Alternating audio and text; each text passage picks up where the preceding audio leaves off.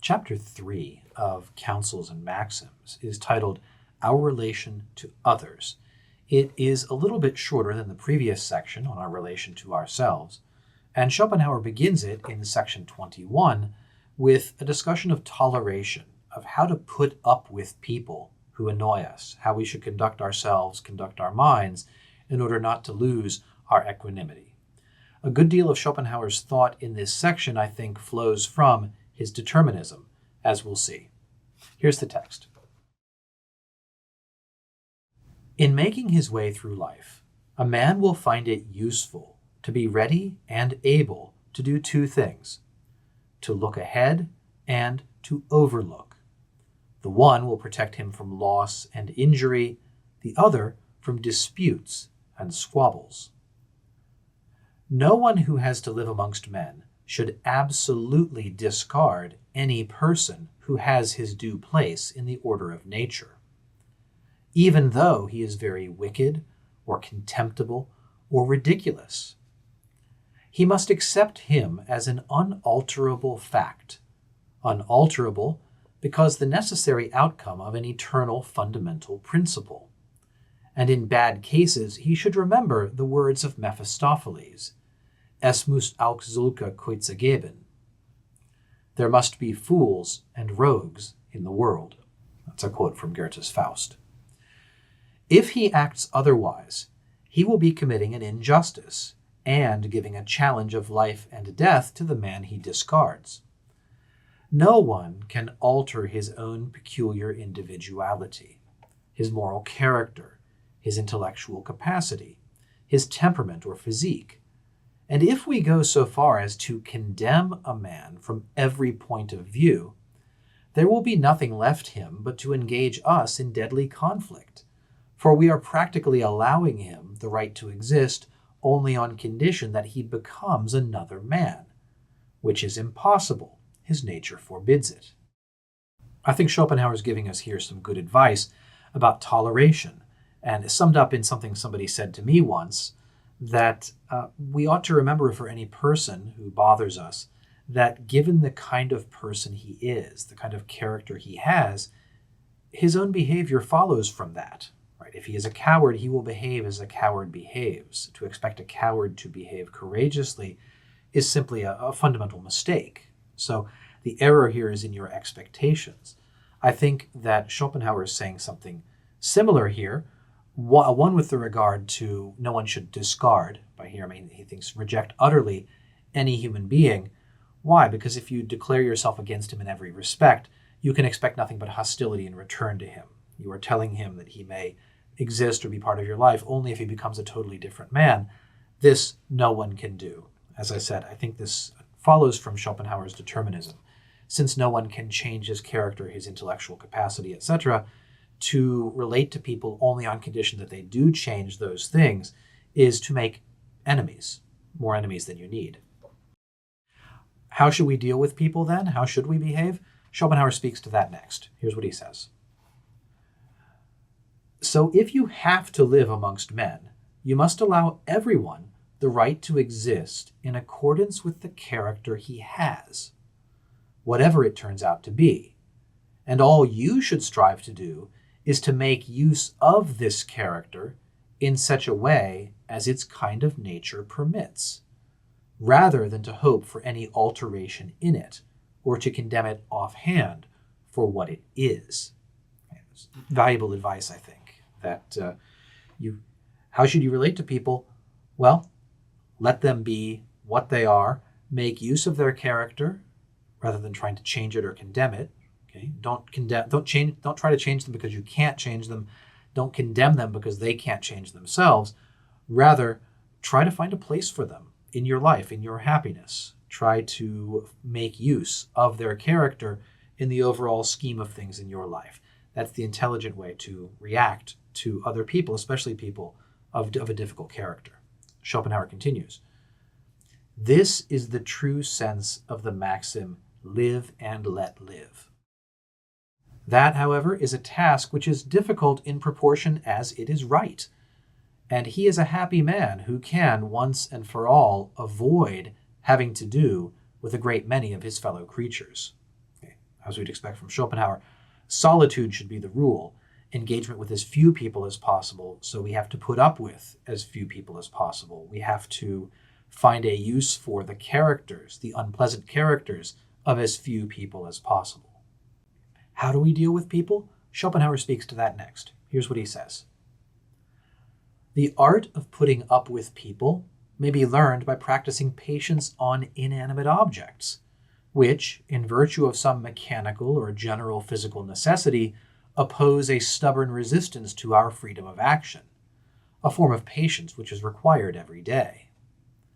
The patience thus gained may be applied to our dealings with men, by accustoming ourselves to regard their opposition, wherever we encounter it, as the inevitable outcome of their nature, which sets itself up against us in virtue of the same rigid law of necessity as governs the resistance of inanimate objects. To become indignant at their conduct is as foolish as to be angry with a stone because it rolls into your path. And with many people, the wisest thing you can do is to resolve to make use of those whom you cannot alter. And that's the end of the section. And I think an interesting suggestion here, practically, that we can learn patience by practicing on inanimate objects. I treat the bolt that I can't turn in my workshop or the lawnmower that I can't start as an important training for me in learning to deal with material objects, physical objects, which, not willfully or maliciously, resist my will. I want them to do something, they won't do it. So I have to figure out how to make use of them. I have to figure out a way around them. This prepares me for when I confront, a coworker who's incompetent or a cop who's aggressive towards me. I can't change these people. The best I can do is make use of them and find a place for them in my overall scheme of things. If I get angry at them for being the way they are, I'm not able to live happily.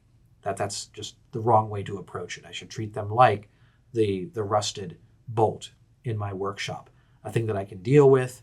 When I can't change it, I should make use of it as it is, rather than raging against it internally and losing my peace of mind.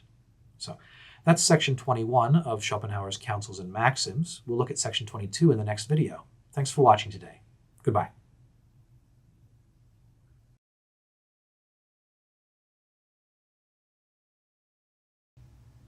Hi. In section 22 of Counsels and Maxims, Schopenhauer discusses how similarity and difference of character affects our social habits.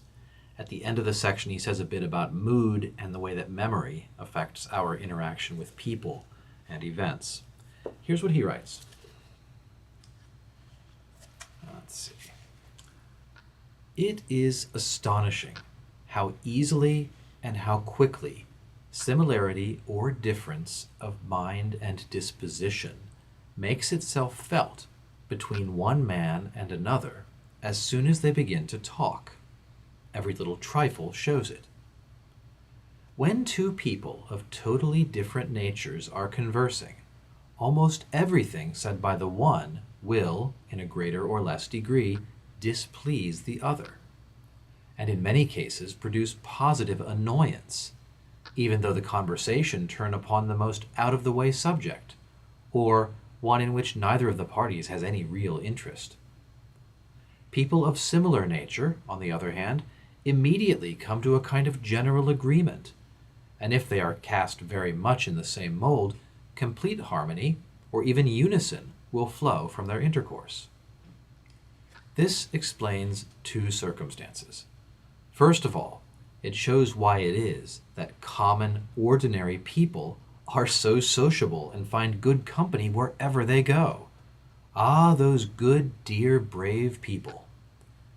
It is just the contrary with those who are not of the common run, and the less they are so, the more unsociable they become, so that if, in their isolation, they chance to come across someone in whose nature they can find even a single sympathetic chord, be it ever so minute, they show extraordinary pleasure in his society. For one man can be to another only so much as the other is to him. Great minds are like eagles and build their nests in some lofty solitude. I think it's brilliant bit of observation from Schopenhauer, with himself perhaps in mind, why it is that common people can be so friendly and so easily sociable, and why it is that the exceptional people, perhaps the German philosophers, find it very difficult to be friendly, to find people with whom they can have a real fellow feeling, and and for that reason they are so taciturn and unsocial, antisocial. So Schopenhauer continues. Secondly, we are enabled to understand how it is that people of like disposition so quickly get on with one another, as though they were drawn together by magnetic force, kindred souls greeting each other from afar. Of course, the most frequent opportunity of observing this is afforded by people of vulgar tastes and inferior intellect, but only because their name is legion, while those who are better off in this respect and of a rarer nature are not often to be met with. They are called rare because you seldom find them. Take the case of a large number of people who have formed themselves into a league for the purpose of carrying out some practical object. If there be two rascals among them, they will recognize each other as rapidly as if they bore a similar badge, and will at once conspire for some misfeasance or treachery. In the same way, if you can imagine, per is impossible, a large company of very intelligent and clever people, amongst whom there are only two blockheads, these two will be sure to be drawn together by a feeling of sympathy, and each of them will very soon secretly rejoice at having found at least one intelligent person in the whole company. It is really quite curious to see how two such men, especially if they are morally and intellectually of an inferior type, will recognize each other at first sight. With what zeal they will strive to become intimate, how affably and cheerily they will run to greet each other just as though they were old friends. It is also striking that one is tempted to embrace the Buddhist doctrine of metempsychosis and presume that they were on familiar terms in some former state of existence. Here again we'll see perhaps that the vulgar, the common, the low quality have a certain kind of advantage over the exceptional, the brilliant, and the morally superior, simply in terms of being more people whom they might recognize and associate with. Schopenhauer continues. Still, in spite of all this general agreement, men are kept apart who might come together, or in some cases, a passing discord springs up between them. This is due to diversity of mood. You will hardly ever see two people exactly in the same frame of mind, for that is something which varies with their condition of life, their occupation, surroundings, health, the train of thought they are in at the moment, and so on. These differences give rise to a discord between persons of the most harmonious disposition. Since moods can separate people who are by mind and disposition inclined to be sympathetic. To correct the balance properly, so as to remove the disturbance, to introduce, as it were, a uniform temperature, is a work demanding a very high degree of culture. The extent to which uniformity of mood is productive of good fellowship may be measured by its effects upon a large company. When, for instance, a great many people are gathered together and presented with some objective interest which works upon all alike and influences them in a similar way, no matter what it may be, a common danger or hope, some great news, a spectacle, a play, a piece of music, or anything of that kind, you will find them roused to a mutual expression of thought and a display of sincere interest. There will be a general feeling of pleasure amongst them, for that which attracts their attention produces a unity of mood by overpowering all private and personal interests. People who are old enough might remember, of course, the effect that the 9/11 attacks had upon Americans and the general sympathy that obtained for several days afterwards. I think that's the kind of thing Schopenhauer is speaking of here. He continues. And in default of some objective interest of the kind I have mentioned, recourse is usually had to something subjective.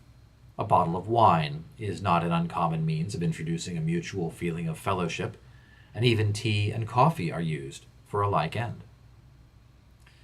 The discord which so easily finds its way into all society as an effect of the different moods in which people happen to be at the moment also in part explains why it is that memory always idealizes and sometimes almost transfigures the attitude we have taken up at any period of the past, a change due to our inability to remember all the fleeting influences which disturbed us on any given occasion.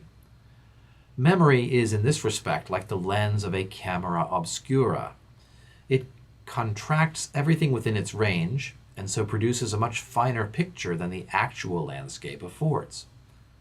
And in the case of a man, absence always goes some way towards securing this advantageous light.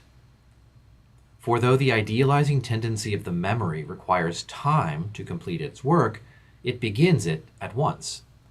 Hence, it is a prudent thing to see your friends and acquaintances only at considerable intervals of time, and on meeting them again, you will observe that memory has been at work.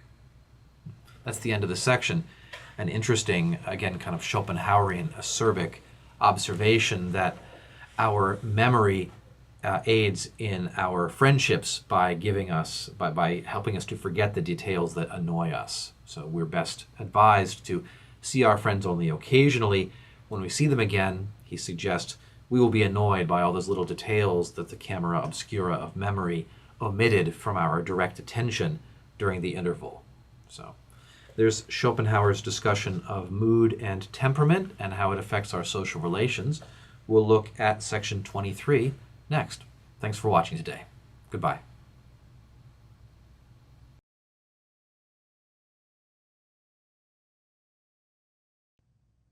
Hi.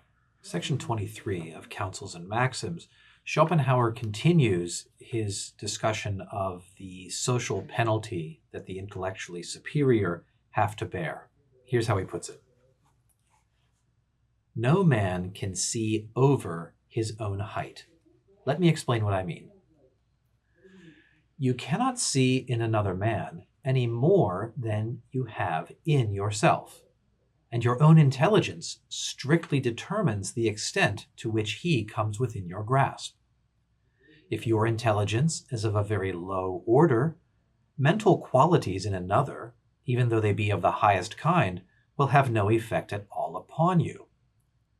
You will see nothing in their possessor except the meanest side of his individuality. In other words, just those parts of his character and disposition which are weak and defective.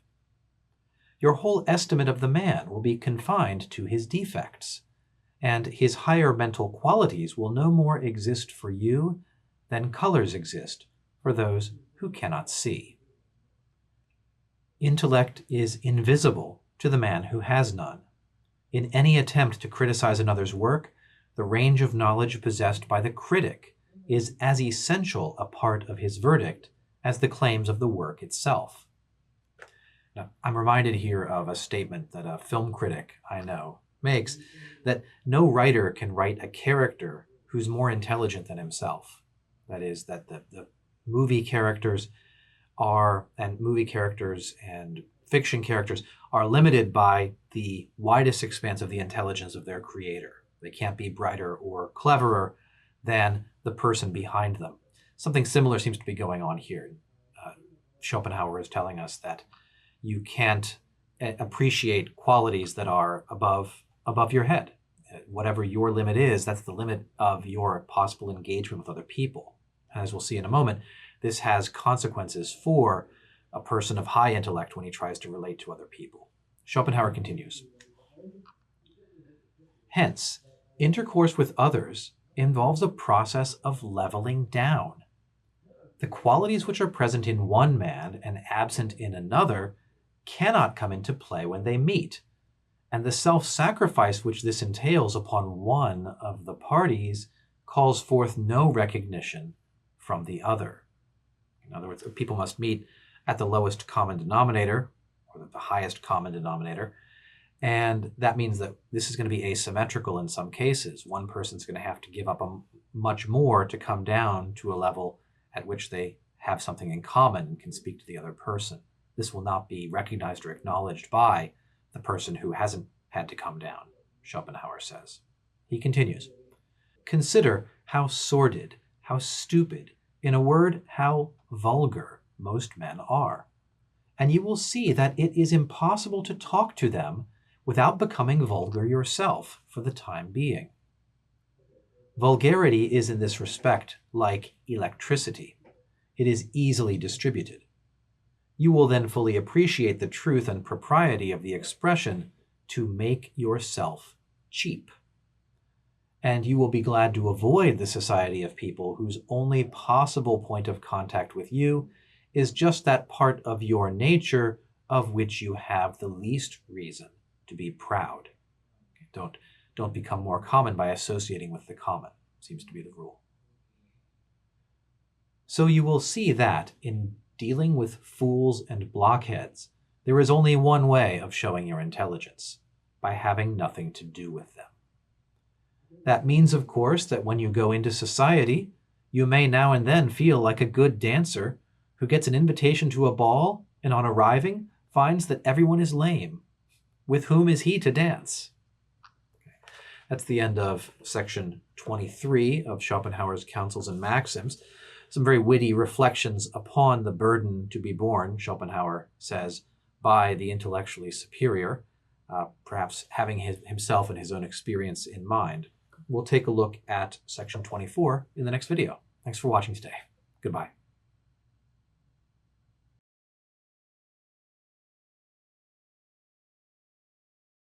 Hi. Section 24 of Schopenhauer's Counsels and Maxims is very short, and here it is. I feel respect for the man, and he is 1 in 100, who, when he is waiting or sitting unoccupied, refrains from rattling or beating time with anything that happens to be handy, his stick, or a knife and fork, or whatever else it may be. The probability is that he is thinking of something. With a large number of people, it is quite evident that their power of sight completely dominates over their power of thought. They seem to be conscious of existence only when they are making a noise, unless indeed they happen to be smoking, for this serves a similar end. It is for the same reason that they never fail to be all eyes and ears for what is going on around them. That's the end of the section. I said it was short. What do we have here? We have a complaint, a pair of complaints. First, about fidgeters, about people who are always tapping and making a noise, right? Tapping their fingers. Or maybe making noises under their breath as they're just sitting idly, in a place waiting for a doctor or something. Dum dum dum dum bum bum bum bum bum bum bum bum bum bum bum bum bum bum bum. I can imagine Schopenhauer just going crazy here, listening to these people. What are these people doing? These are non-thinkers who are disrupting the thought process of that 1 man in 100 who would like to actually think. And this seems like a sort of a piece with Schopenhauer's complaints in this part about people with whom one must socialize. If one is a thinker, a philosopher, a person of quality, he thinks. His second complaint is related. It is about people whose power of sight, or whose senses generally, dominates over their power of thought. And so they're always looking about themselves. They seem to be, it's a great line here, they seem to be conscious of their own existence only when they're making a noise, only when they're drawing attention to themselves, only when they're disturbing other people. Maybe another element of this easy sociability of the ordinary common person, the vulgar, and the way it interferes with the attempts of the non-vulgar, the superior man, the scholar perhaps, in Schopenhauer's model, to try to actually think and to use his mind and to be something more than a sensual being. Unless they're also smoking, he thinks, at least in his time, the 1840s, 1850s, seems to serve a similar sort of end. It's the kind of fidgeting of the restless mind. A very Pascalian point here about people's inability to sit still with their own thoughts. I think that's being brought up into Schopenhauer's practical philosophy here as a related point. And the final suggestion is such people are also nosy and gossipy. They're always interested in what's going on around them. They're always overhearing conversations. They're peering around corners, getting curious about what's happening. Why? Because their minds are so wired into their senses that this is all that they know. Right? If they're forced to sit idle waiting for something, they're making noise. If they're not, they're active, not thinking, not introspecting, but looking around for things to listen to, things to hear, things to see. They're pests, Schopenhauer seems to say. So that is section 24 of Counsels and Maxims, part of this chapter on our relation to others. Section 25 is also short. We'll talk about that one in the next video. Thanks for watching today. Goodbye.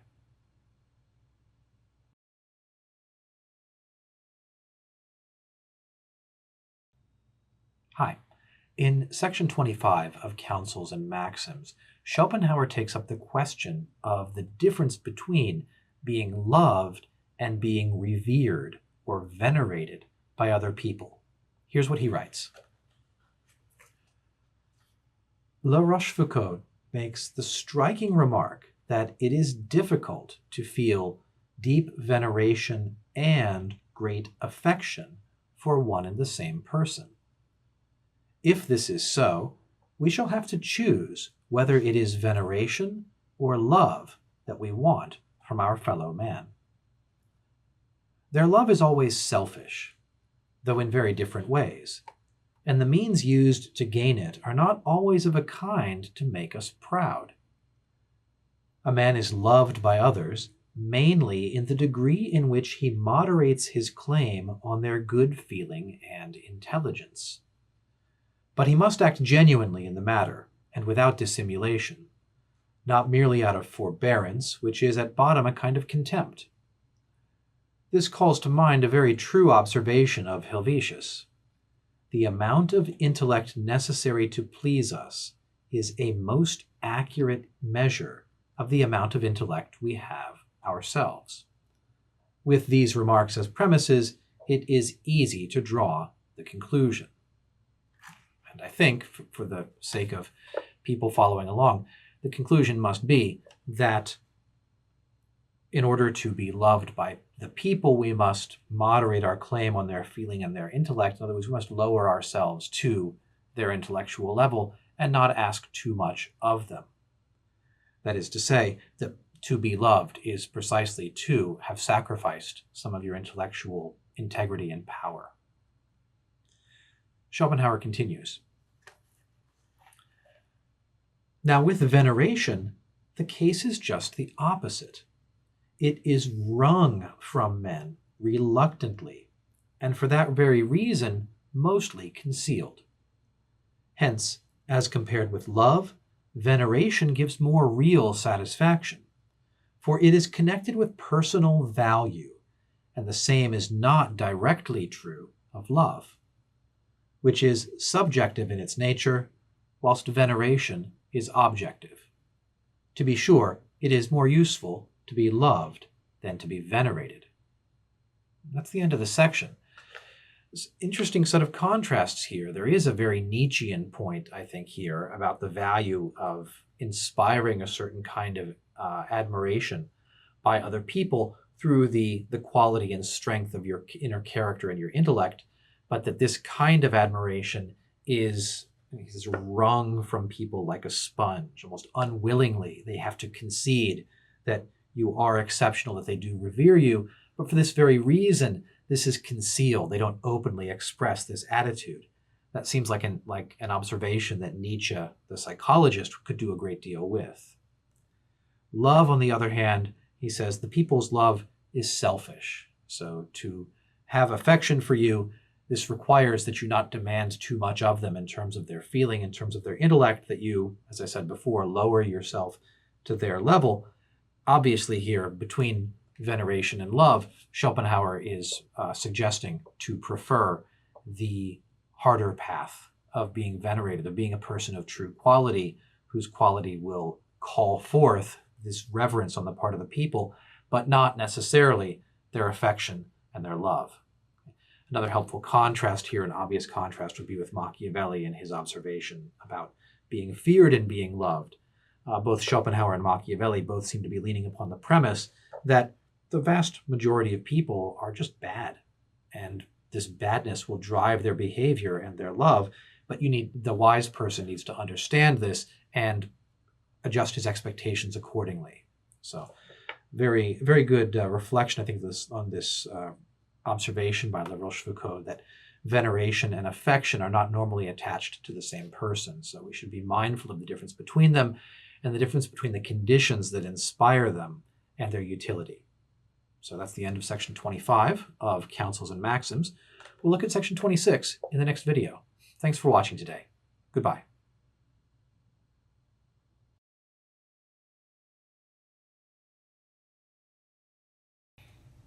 Hi.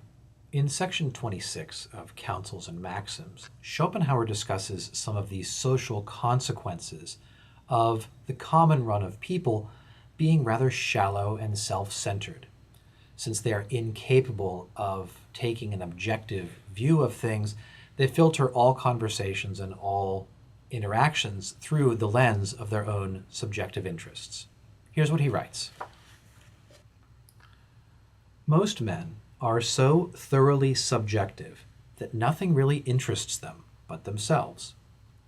They always think of their own case as soon as ever any remark is made, and their whole attention is engrossed and absorbed by the merest chance reference to anything which affects them personally, be it never so remote, with the result that they have no power left for forming an objective view of things. Should the conversation take that turn, neither can they admit any validity in arguments which tell against their interest or their vanity. Hence their attention is easily distracted. They are so readily offended, insulted, and annoyed that in discussing any impersonal matter with them, no care is too great to avoid letting your remarks bear the slightest possible reference to the very worthy and sensitive individuals whom you have before you. For anything you may say will perhaps hurt their feelings. People really care about nothing that does not affect them personally. True and striking observations, fine, subtle, and witty things are lost upon them. They cannot understand or feel them. But anything that disturbs their petty vanity in the most remote and indirect way, or reflects prejudicially upon their exceedingly precious selves, to that they are most tenderly sensitive. In this respect, they are like the little dog whose toes you are so apt to tread upon inadvertently. You know it by the shrill bark it sets up. Or again, they resemble a sick man covered with sores and boils, with whom the greatest care must be taken to avoid unnecessary handling. And in some people, this feeling reaches such a pass that, if they are talking with anyone, and he exhibits, or does not sufficiently conceal, his intelligence and discernment, they look upon it as a downright insult, although for the moment they hide their ill will, and the unsuspecting author of it afterward ruminates in vain upon their conduct, and racks his brains to discover what in the world he could have done to excite their malice and hatred. But it is just as easy to flatter and win them over. And this is why their judgment is usually corrupt, and why their opinions are swayed, not by what is really true and right, but by the favor of the party or class to which they belong. And the ultimate reason of it all is that in such people, force of will greatly predominates over knowledge, and hence their meager intellect is wholly given up to the service of the will, and can never free itself from that service for a moment. Astrology furnishes a magnificent proof of this miserable subjective tendency in men, which leads them to see everything only as bearing upon themselves, and to think of nothing that is not straightway made into a personal matter. The aim of astrology is to bring the motions of these celestial bodies into relation with the wretched ego, and to establish a connection between a comet in the sky and squabbles and rascalities here on earth. That's the end of section 26. An interesting set of observations, I think, about subjectivity and objectivity. People self-centered and shallow, incapable of objective thinking. The person who does think that way, the philosopher, perhaps the Schopenhauerian, needs to take warning that such people will take offense at anything that seems to reflect poorly upon themselves. They're very, very sensitive, being so thoroughly, how shall I say this, so thoroughly embedded in their own personal affairs. They can't see anything as being impersonal or non-personal.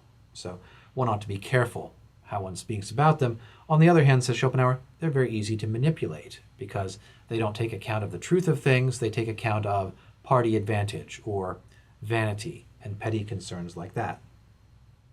I think one more interesting thing about this section is the way that Schopenhauer identifies the common, the petty, the vulgar, the self-centered and shallow with strength of will, just the opposite of what we would expect from Nietzsche, coming sometime later and under some influence from Schopenhauer. Here, being allied to the will dominating over the intellect, is a bad thing for Schopenhauer. For Nietzsche, the will, something much more creative in terms of will to power. And we can recall that Nietzsche defines his will to power in contrast to what he says in Schopenhauer is the will to nothingness, the will to the annihilation of the self. So here, the ego is taken as being, the focus on the ego is taken to being a feature of the worst sort of people. In Nietzsche, it seems like it may be an element of a better sort of person. So an interesting contrast there. But still, Schopenhauer, I think, still witty throughout his comparison of these type of people to a little dog which barks when you step on its toes, or, rather more disgustingly, a man covered with boils whom you have to be very delicate with so that you don't move him more than you need to and get any of that stuff on you. So that's section 26 of Schopenhauer's Counsels and Maxims. We'll talk about section 27 in the next video. Thanks for watching today. Goodbye.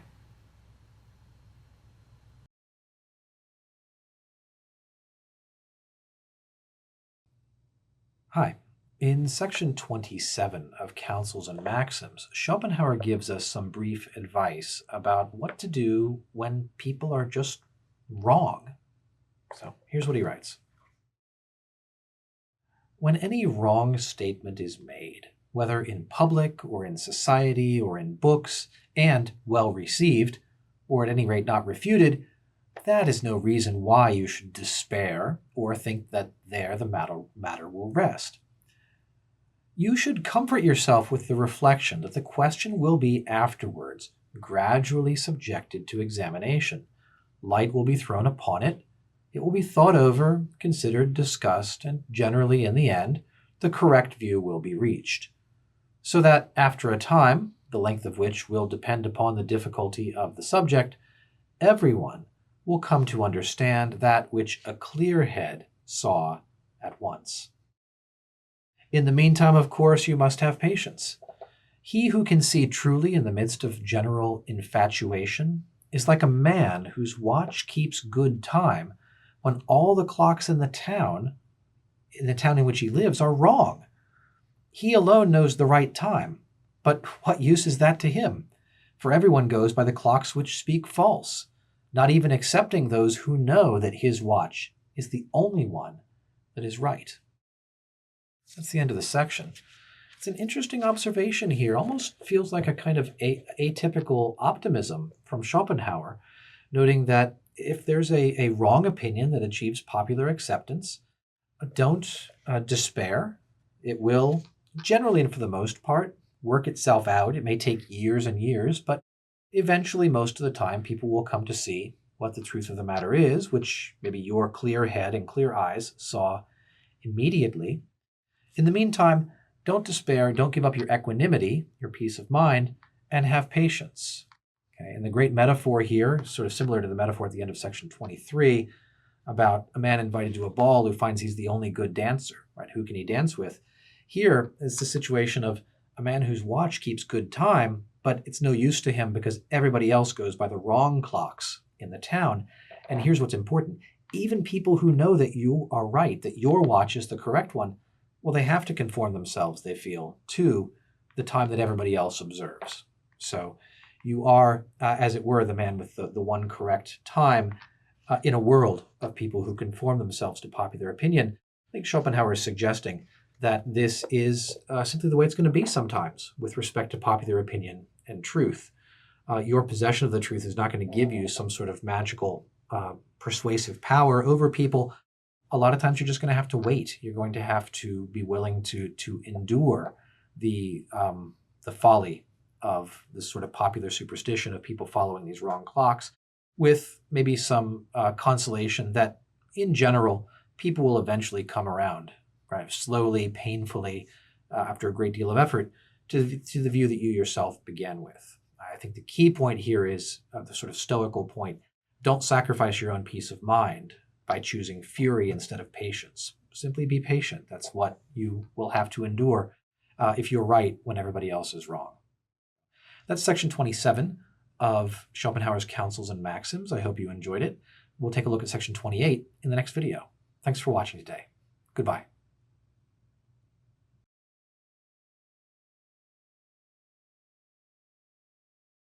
Hi. In section 28 of Counsels and Maxims, Schopenhauer advises us not to overindulge our friends and not to depend too much on them, or especially not to let them know that we depend on them. Here's what he writes. Men are like children in that if you spoil them, they become naughty. Therefore, it is well not to be too indulgent or charitable with anyone. You may take it as a general rule that you will not lose a friend by refusing him a loan, but that you are very likely to do so by granting it. And for similar reasons, you will not readily alienate people by being somewhat proud and careless in your behavior. But if you are very kind and complaisant towards them, you will often make them arrogant and intolerable, and so a breach will ensue. There is one thing that, more than any other, throws people absolutely off their balance: the thought that you are dependent upon them. This is sure to produce an insolent and domineering manner towards you. There are some people, indeed, who become rude if you enter into any kind of relation with them. For instance, if you have occasion to converse with them frequently upon confidential matters, they soon come to fancy that they can take liberties with you. And so they try to transgress the laws of politeness. This is why there are so few with whom you care to become more intimate, and why you should avoid familiarity with vulgar people. If a man comes to think that I am more dependent upon him than he is upon me, he at once feels as though I had stolen something from him, and his endeavor will be to have his vengeance and get it back. The only way to attain superiority in dealing with men is to let it be seen that you are independent of them. And in this view, it is advisable to let every one of your acquaintance, whether man or woman, feel now and then that you could very well dispense with their company. This will consolidate friendship. Nay, with most people there will be no harm in occasionally mixing a grain of disdain with your treatment of them. This will make them value your friendship all the more. Che non istima bien stimato, as the subtle Italian proverb has it. To disregard is to win regard. But if we really think very highly of a person, we should conceal it from him like a crime. This is not a very gratifying thing to do, but it is right. Why, a dog will not bear being treated too kindly, let alone a man. Some interesting advice from Schopenhauer here. First, about not overindulging our friends, not making them feel that we are universally and without exception kind and compliant with them. If we let them treat us like a doormat, they will come to despise us, he suggests.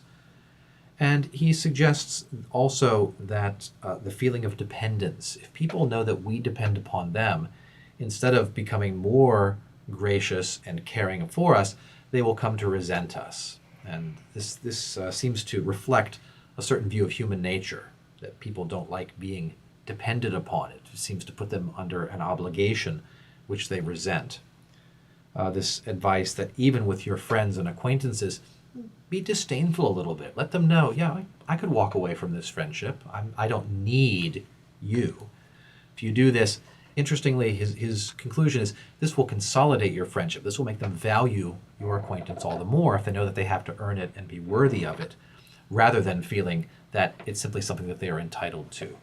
So it's a little bit of advice perhaps to estimate yourself and your friendship highly as something that other people have access to. To be willing to disregard them is to win their regard, is to win their attachment as they work to remain your friend. And then this final advice that if we think very highly of a person, don't let him know so. This would also, he suggests, undermine your relationship with him. So it's interesting advice, I think, overall, this idea that mix a grain of disdain, like salt in the broth perhaps, in your relationships with others, even people with whom you are very fond.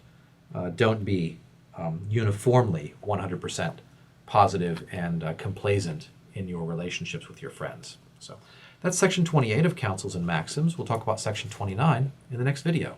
Thanks for watching today. Goodbye.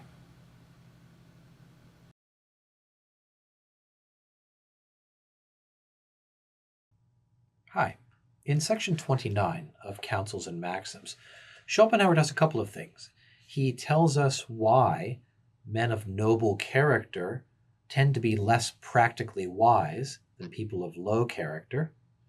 He discusses how nature will conceal people's true character from us and how we have to make a significant effort to uncover that character, and how one of the most important ways we can discover somebody's true character is by observing how he behaves in trivial matters, in unguarded moments.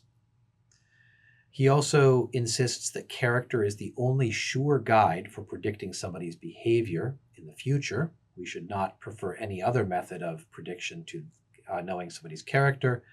And he discusses the ways in which literature can be a good guide for instructing us on the types of behavior and the types of character we should expect from our fellow man. Here's what he writes. It is often the case that people of noble character and great mental gifts betray a strange lack of worldly wisdom and a deficiency in the knowledge of men, more especially when they are young, with the result that it is easy to deceive or mislead them. And that, on the other hand, natures of the commoner sort are more ready and successful in making their way in the world. The reason for this is that when a man has little or no experience, he must judge by his own antecedent notions. And in matters demanding judgment, an antecedent notion is never on the same level as experience. For with the commoner sort of people, an antecedent notion means just their own selfish point of view. This is not the case with those whose mind and character are above the ordinary, for it is precisely in this respect, their unselfishness, that they differ from the rest of mankind. And as they judge other people's thoughts and actions by their own high standard, the result does not always tally with their calculation. I think part of what Schopenhauer is saying here is that the exceptional person, having only his own self to judge by, judges other people and calculates his expectations for other people according to what he would expect himself to do in those circumstances. And precisely because he's out of the ordinary, he makes wrong judgment calls. This is especially the case when he's young and does not have enough experience of the way in which the rest of the world differs from him. Schopenhauer continues. But if, in the end, a man of noble character comes to see, as the effect of his own experience, or by the lessons he learns from others, what it is that may be expected of men in general, namely that 5/6 of them are morally and intellectually so constituted that if circumstances do not place you in relation with them, you had better get out of their way and keep as far as possible from having anything to do with them. Still, he will scarcely ever attain an adequate notion of their wretchedly mean and shabby nature. All his life long he will have to be extending and adding to the inferior estimate he forms of them, and in the meantime he will commit a great many mistakes and do himself harm. Bit of humor here. It seems that in the process of going from being a young exceptional person to an old exceptional person, you will inevitably be, bit by bit, lowering your estimation of what you can expect from your fellow human beings. So this sounds like Schopenhauer reporting his own experience. We go on. Then again, after he has really taken to heart the lessons that have been taught him, it will occasionally happen that when he is in the society of people whom he does not know, he will be surprised to find how thoroughly reasonable they all appear to be, both in their conversation and in their demeanor. In fact, quite honest, sincere, virtuous, and trustworthy people, and at the same time shrewd and clever. But that ought not to perplex him. Nature is not like those bad poets who, in setting a fool or a knave before us, do their work so clumsily and with such evident design that you might almost fancy you saw the poet standing behind each of his characters and continually disavowing their sentiments and telling you in a tone of warning, "This is a knave, that is a fool, do not mind what he says." But nature goes to work like Shakespeare or Goethe, poets who make every one of their characters, even if it is the devil himself, appear to be quite in the right for the moment that they come before us in their several parts. The characters are described so objectively that they excite our interest and compel us to sympathize with their point of view. For, like the works of nature, every one of these characters is evolved as a result of some hidden law or principle, which makes all they say and do appear natural and therefore necessary. And you will always be the prey or the plaything of the devils and fools in this world if you expect to see them going about with horns or jangling their bells. Interesting. Here, of course, Schopenhauer says the nature of things is such that nature conceals the true character of knaves from us. We should not get used to the kind of, how shall I put it, obvious cliches, right? The devil character with devil horns, the bad guy who is obviously malevolent and a bad guy. Nature is like Shakespeare. Nature conceals, or I should say Shakespeare is like nature. It conceals from us the true character of people. Don't expect your devils to wear horns, we might say. Schopenhauer continues, and it should be borne in mind that, in their intercourse with others, people are like the moon, or like hunchbacks. They show you only one of their sides. Every man has an innate talent for mimicry, for making a mask out of his physiognomy, so that he can always look as if he really were what he pretends to be. And since he makes his calculations always within the lines of his individual nature, the appearance he puts on suits him to a nicety, and its effect is extremely deceptive. He dons his mask whenever his object is to flatter himself into someone's good opinion, and you may pay just as much attention to it as if it were made of wax or cardboard. Never forgetting that excellent Italian proverb, "Non è si tristo cane che non meni la coda." There is no dog so bad but that he will wag his tail. In any case, it is well to take care not to form a highly favorable opinion of a person whose acquaintance you have only recently made, for otherwise you are very likely to be disappointed, and then you will be ashamed of yourself and perhaps even suffer some injury. So, observation here that human beings by their nature, every one of them, excellent at mimicry and flattery, you would be foolish to take them at face value. So some discernment is the order of the day. Schopenhauer goes on. And while I am on this subject, there is another fact that deserves mention. It is this: a man shows his character just in the way in which he deals with trifles, for then he is off his guard. This will often afford a good opportunity of observing the boundless egoism of a man's nature and his total lack of consideration for others.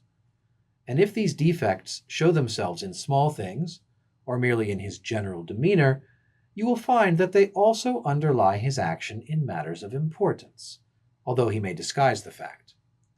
This is an opportunity which should not be missed.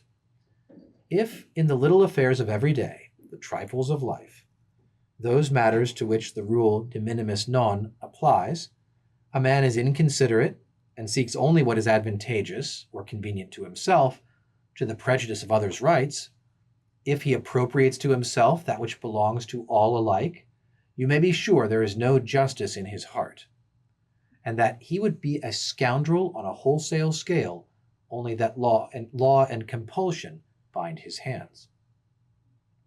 Do not trust him beyond your door. He who is not afraid to break the laws of his own private circle will break those of the state when he can do so with impunity. This reminds me of a common saying that you judge a man's character not by how he treats the interviewer, but by how he treats the secretary, by how he treats the help, people whom he thinks can have no possible benefit to him. It's in dealing with just those sorts of things. Or you might say if somebody snaps at people in a casual setting where there's nothing at stake, that showing you kind of what he truly is inside. And as Schopenhauer is going to say, this governs people's behavior absolutely. We go on. If the average man were so constituted that the good in him outweighed the bad, it would be more advisable to rely upon his sense of justice, fairness, gratitude, fidelity, love, or compassion, than to work upon his fears. But as the contrary is the case, it is the bad that outweighs the good, the opposite course is the more prudent one. And simply to map that out, to play upon people's fears then is better and more advisable than to rely upon their sense of justice, fairness, gratitude.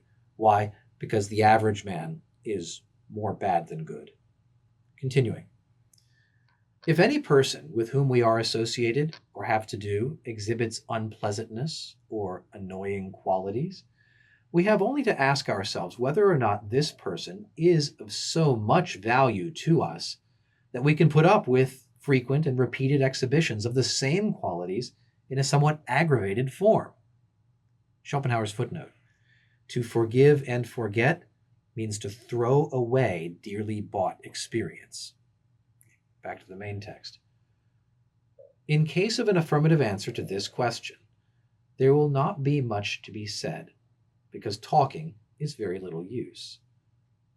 We must let the matter pass, with or without some notice, but we should nevertheless remember that we are thereby exposing ourselves to a repetition of the offense. In other words, if the person is more valuable to us than so valuable to us that we would have to put up with this repetition of their annoying behavior, we should expect that they will continue to annoy us and with greater and greater frequency.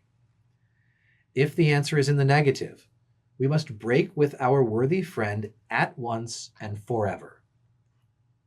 Or, in the case of a servant, dismiss him. For he will inevitably repeat the offense, even though for the moment he is deep and sincere in his assurances of the contrary. There is nothing, absolutely nothing that a man cannot forget, but not himself, his own character. For character is incorrigible, because all a man's actions emanate from an inward principle, in virtue of which he must always do the same thing under like circumstances, and he cannot do otherwise. Let me refer to my prize essay on the so-called freedom of the will, the perusal of which will dissipate any delusions the reader may have on this subject. To become reconciled to a friend with whom you have broken is a form of weakness, and you pay the penalty of it when he takes the first opportunity of doing precisely the very thing which brought about the breach. Nay, he does it the more boldly because he is secretly conscious that you cannot get on without him. This is also applicable to servants whom you have dismissed and then taken into your service again. It seems to me this may also be applicable to romantic partners whom you've dismissed, discarded, and then taken back. Okay? If the lesson is not impressed upon them the first time, Schopenhauer seems to be saying all of the contrition in the world, all of the resolution to reform is not going to be effective if this is really a question of character, of who somebody is deep down. Schopenhauer continues, for the same reason, you should just as little expect people to continue to act in a similar way under altered circumstances. The truth is that men alter their demeanor and sentiments just as fast as their interest changes. And their design in this respect is a bill drawn for such short payment that the man must be still more short-sighted who accepts that bill without protesting it. Accordingly, suppose you want to know how a man will behave in an office into which you think of putting him. You should not build upon expectations, on his promises or assurances, for even allowing that he is quite sincere, he is speaking about a matter of which he has no knowledge. The only way to calculate how he will behave is to consider the circumstances in which he will be placed and the extent to which they will conflict with his character. Schopenhauer's point here, I think, being that if you're thinking of elevating somebody to an office of trust, don't listen to his promises, to his vows of fidelity, or his expectations, because honestly, he's speaking about what he knows not. He's casting a prediction just as much as you would be. The thing to do is to consider the circumstances, consider his character, and say, can a man of this character function well under these changed circumstances? Everything else is just window dressing. Going back to Schopenhauer now. If you wish to get a clear and profound insight, and it is very needful, into the true but melancholy elements of which most men are made, you will find it a very instructive thing to take the way they behave in the pages of literature as a commentary to their doings in practical life, and vice versa. The experience thus gained will be very useful in avoiding wrong ideas, whether about yourself or about others. But if you come across any special trait of meanness or stupidity, in life or in literature, you must be careful not to let it annoy or distress you, but to look upon it merely as an addition to your knowledge, a new fact to be considered in studying the character of humanity. Your attitude towards it will be that of the mineralogist who stumbles upon a very characteristic specimen of a mineral. There's kind of a stoic point here about not letting your equanimity and peace of mind be disturbed by the wickedness and laziness and vice that you observe in men. You simply add it to your collection and say, another example of human beings being rather terrible. Okay?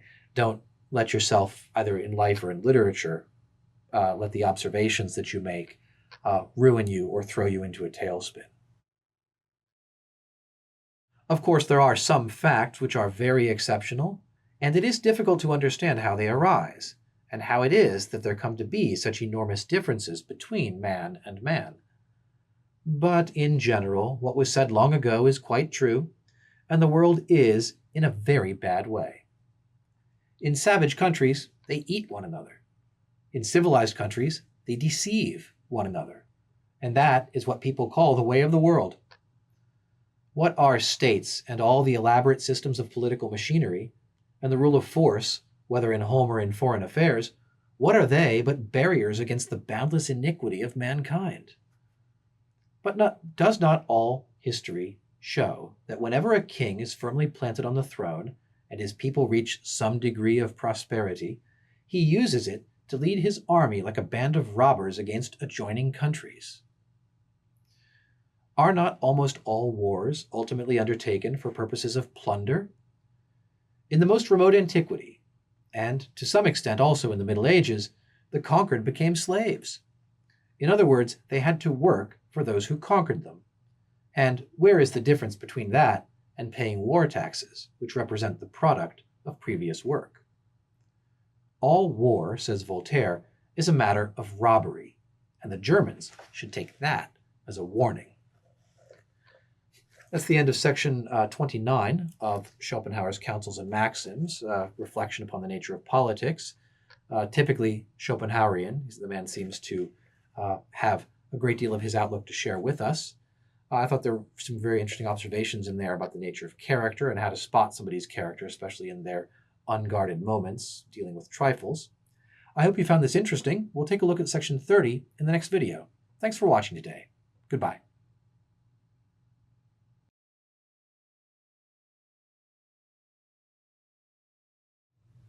Hi. In section 30 of Counsels and Maxims, Schopenhauer discusses the relation between nature and abstract rules of conduct and the role of practice in affecting our behavior and changing our habits. He also warns against affectation and phoniness in social conduct. Here's what he writes. No man is so formed that he can be left entirely to himself to go his own ways. Everyone needs to be guided by a preconceived plan and to follow certain general rules. But if this is carried too far, and a man tries to take on a character which is not natural or innate in him, but is artificially acquired and evolved merely by a process of reasoning, he will very soon discover that nature cannot be forced, and that if you drive it out, it will return despite your efforts. Naturam expellis furca, tamen usque recurret. This is a well-known Latin proverb. Expel nature with a pitchfork, and always she returns. To understand a rule governing conduct towards others, even to discover it for oneself and to express it neatly, is easy enough. And still, very soon afterwards, the rule may be broken in practice.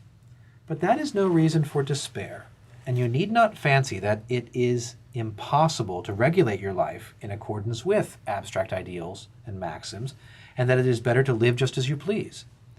Here, as in all theoretical instruction that aims at a practical result, the first thing to do is to understand the rule. The second thing is to learn the practice of it. The theory may be understood at once by an effort of reason, and yet the practice of it acquired only in course of time. A pupil may learn the various notes of an instrument, of music, or the different positions in fencing, and when he makes a mistake, as he is sure to do, however hard he tries, he is apt to think it will be impossible to observe the rules when he is set to read music at sight or challenged to a furious duel. But for all that, gradual practice makes him perfect, through a long series of slips, blunders, and fresh efforts. It is just the same with other things. In learning to write and speak Latin, a man will forget the grammatical rules. It is only by long practice that a blockhead turns into a courtier, that a passionate man becomes shrewd and worldly wise, or a frank person reserved, or a noble person ironical. But though self-discipline of this kind is the result of long habit, it always works by a sort of external compulsion, which nature never ceases to resist, and sometimes unexpectedly overcomes. The difference between action in accordance with abstract principles and action as the result of original innate tendency is the same as that between a work of art, say a watch, where form and movement are impressed upon shapeless and inert matter, and a living organism, where form and matter are one, and each is inseparable from the other. Let me run over that really quickly again. The comparison he's making is that action in accordance with abstract principles, where you're just following the rules because you know that's the rule, he compares this to some artificial product like a watch, form impressed upon inert matter. In terms of your character, this is what you're doing when you're following the rules. But, on the other hand, action, the result of an original innate tendency, is like a living organism. So Schopenhauer seems to be here arguing for the sort of the ultimate priority of what our character is like, what our inner nature is like in determining our actions. He continues, There is a maxim attributed to the Emperor Napoleon, which expresses this relation between acquired and innate character, and confirms what I have said. Everything that is unnatural is imperfect. A rule of universal application, whether in the physical or in the moral sphere. The only exception I can think of to this rule is aventurine, a substance known to mineralogists, which in its natural state cannot compare with the artificial preparation of it. Again, in this connection, let me utter a word of protest against any and every form of affectation. It always arouses contempt. In the first place, because it argues deception, and the deception is cowardly, for it is based on fear. And secondly, it argues self-condemnation, because it means that a man is trying to appear what he is not, and therefore something which he thinks is better than he actually is. To affect a quality and to plume yourself upon it is just to confess that you have not got it.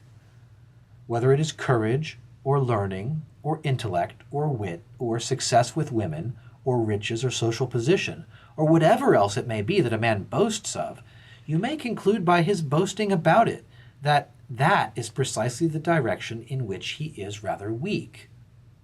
For if a man really possesses any faculty to the full, it will not occur to him to make a great show of affecting it. He is quite content to know that he has it. That is the application of the Spanish proverb, herradura que chocolatea clava la falta. A clattering hoof means a nail gone.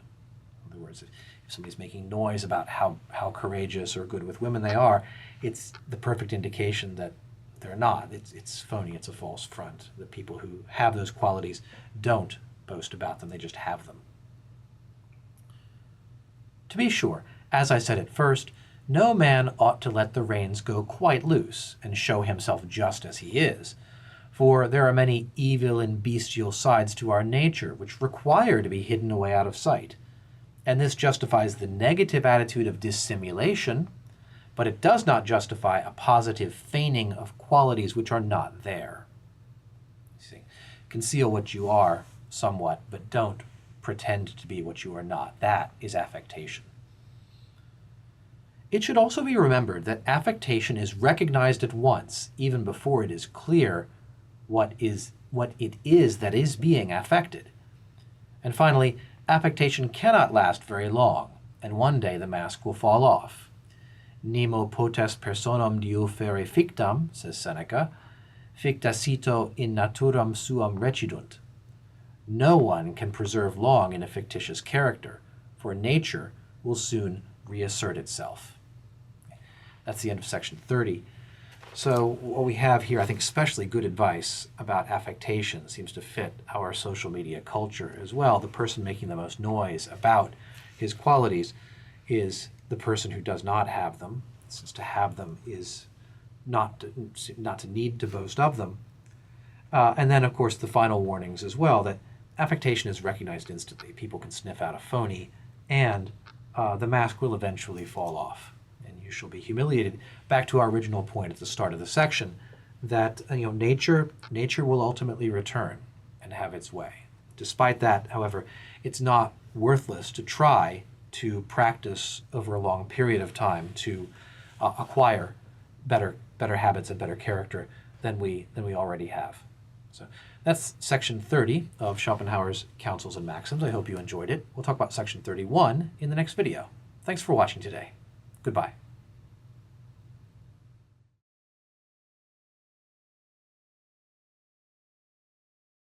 Hi. Section 31 of Schopenhauer's Counsels and Maxims is about tolerance. Here's what the old man has to say. A man bears the weight of his own body without knowing it, but he soon feels the weight of any other if he tries to move it. In the same way, a man can see other people's shortcomings and vices, but is blind to his own. This arrangement has one advantage. It turns other people into a kind of mirror, in which a man can clearly see everything that is vicious, faulty, ill-bred, and loathsome in his own nature. Only it is generally the old story of the dog barking at its own image. It is himself that he sees, and not another dog as he fancies. He who criticizes others works at the reformation of himself.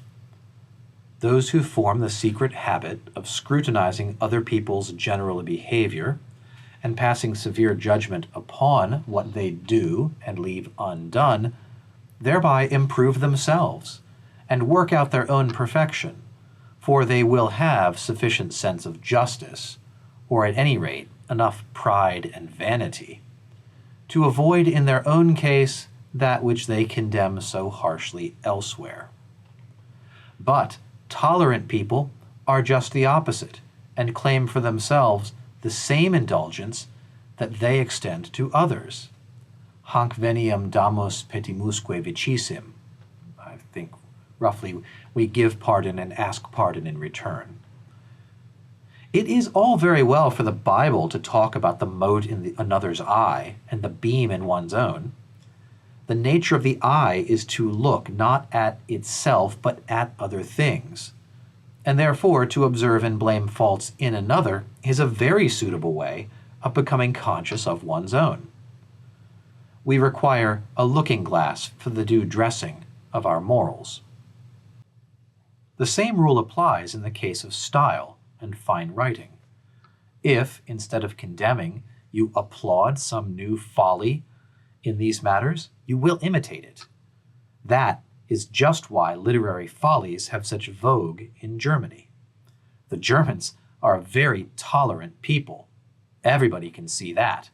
Their maxim is, hanc veniam damus petimusque vicissim, to give pardon and to ask pardon in return. That's the end of the section.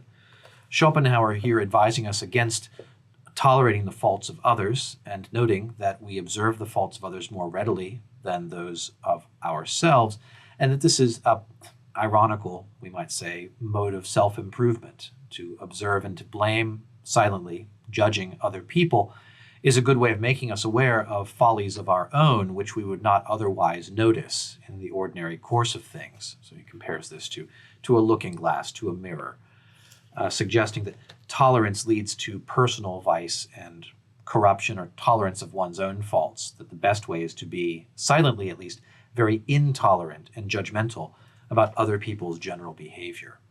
An interesting mode of self-improvement, advice from Arthur Schopenhauer here in Counsels and Maxims. That's section 31. We'll look at section 32 in the next video. Thanks for watching today. Goodbye.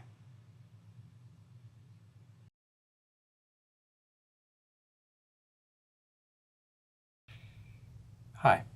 In section 32 of Counsels and Maxims, Schopenhauer writes about the way in which a young man of noble character will inevitably learn that this world and the social world in which he lives is in fact ruled by material causes, not by the ideals that he values so much. Here's what he writes.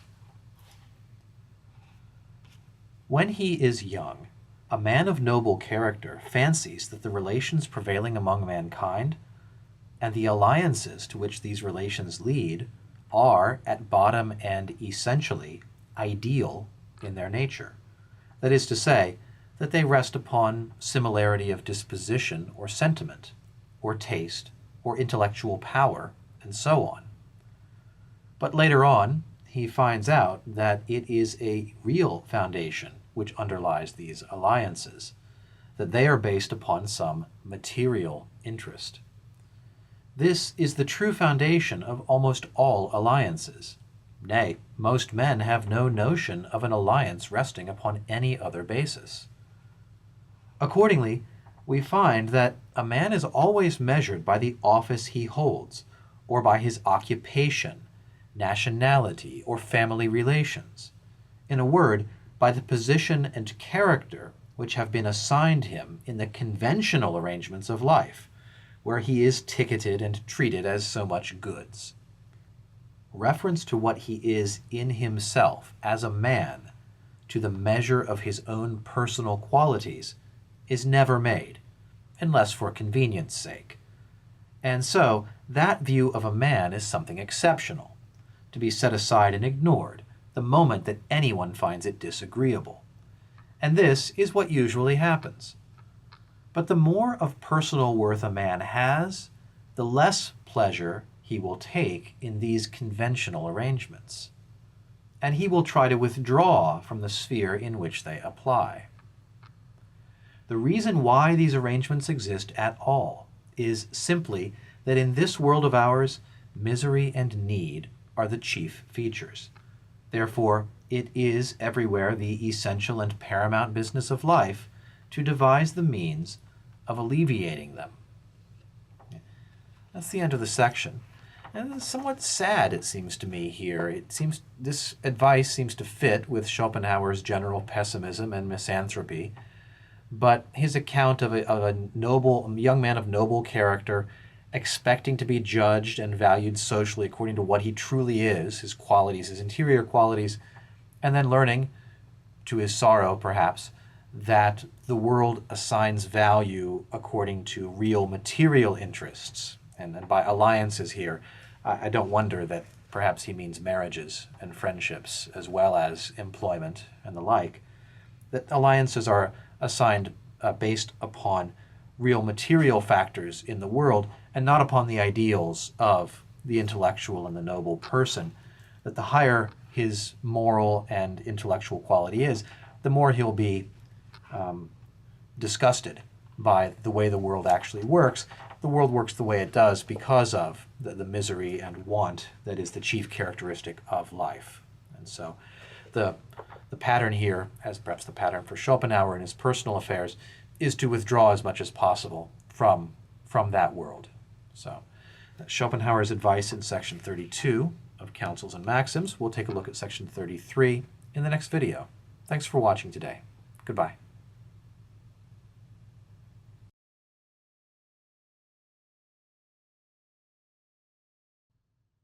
In section 33 of Counsels and Maxims, Schopenhauer discusses friendship. He advises you that you probably have far fewer real friends than you think you have, and he gives us some advice for how to test our friendships and also how to make peace with this rather sad fact about the world that most people are not genuine. Here's what he writes. As paper money circulates in the world instead of real coin, in the place of true esteem and genuine friendship, you have the outward appearance of it. A mimic show made to look as much like the real thing as possible. On the other hand, it may be asked whether there are any people who really deserve the true coin. For my own part, I should certainly pay more respect to an honest dog wagging his tail than to 100 such demonstrations of regard. True and genuine friendship presupposes a strong sympathy with the weal and woe of another, purely objective in its character and quite disinterested. And this, in its turn, means an absolute identification of self with the object of friendship. The egoism of human nature is so strongly antagonistic to any such sympathy that true friendship belongs to that class of things, the sea serpent, for instance, with regard to which no one knows whether they are fabulous or really exist somewhere or other. So, first couple of paragraphs, Schopenhauer is telling us, first, he would prefer an honest dog to a fake human friend, to 100 such friends, that those are quite common. That seems par for the course with Schopenhauer, disdain for social convention and for fakery. And also that real genuine friendship has this objective character, but it requires such an absolute identification of the self with the other, with the friend, right, to will the other's good, as Aristotle says, that it is almost like a fantastical beast, a sea serpent. Very, very rare that maybe any two humans might have such a sincere, objective connection. He goes on. Still, in many cases, there is a grain of true and genuine friendship in the relations of man to man, though generally, of course, some secret personal interest is at the bottom of them, some one among the many forms that selfishness can take.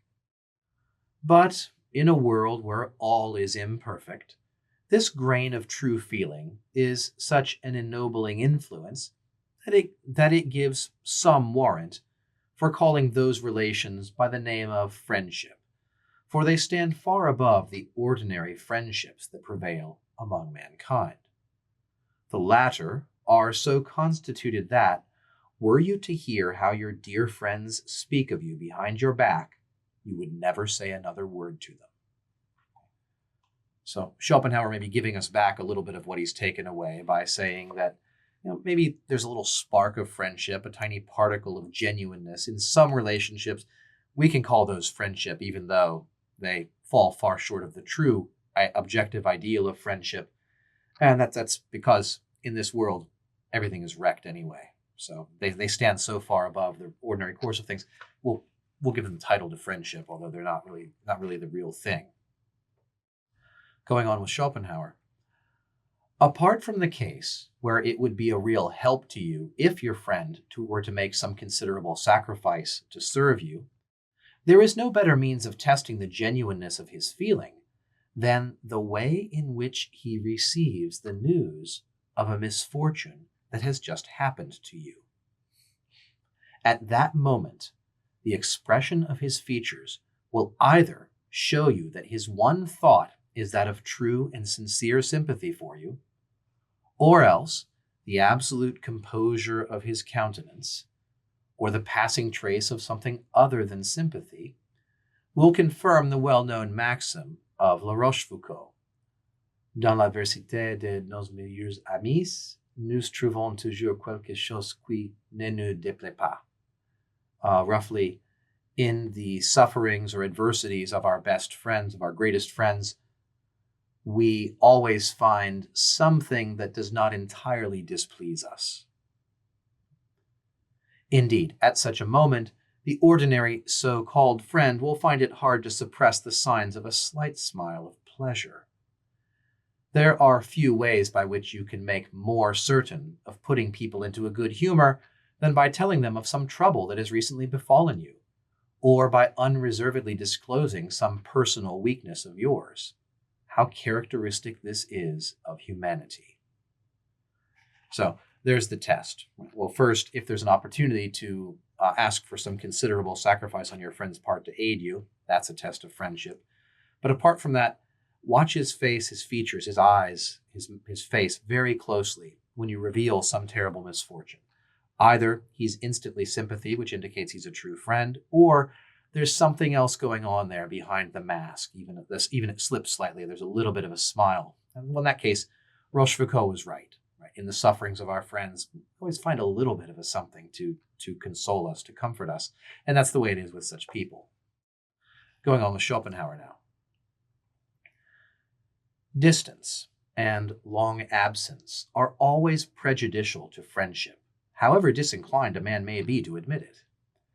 Our regard for people whom we do not see, even though they be our dearest friends, gradually dries up in the course of years, and they become abstract notions, so that our interest in them grows to be more and more intellectual.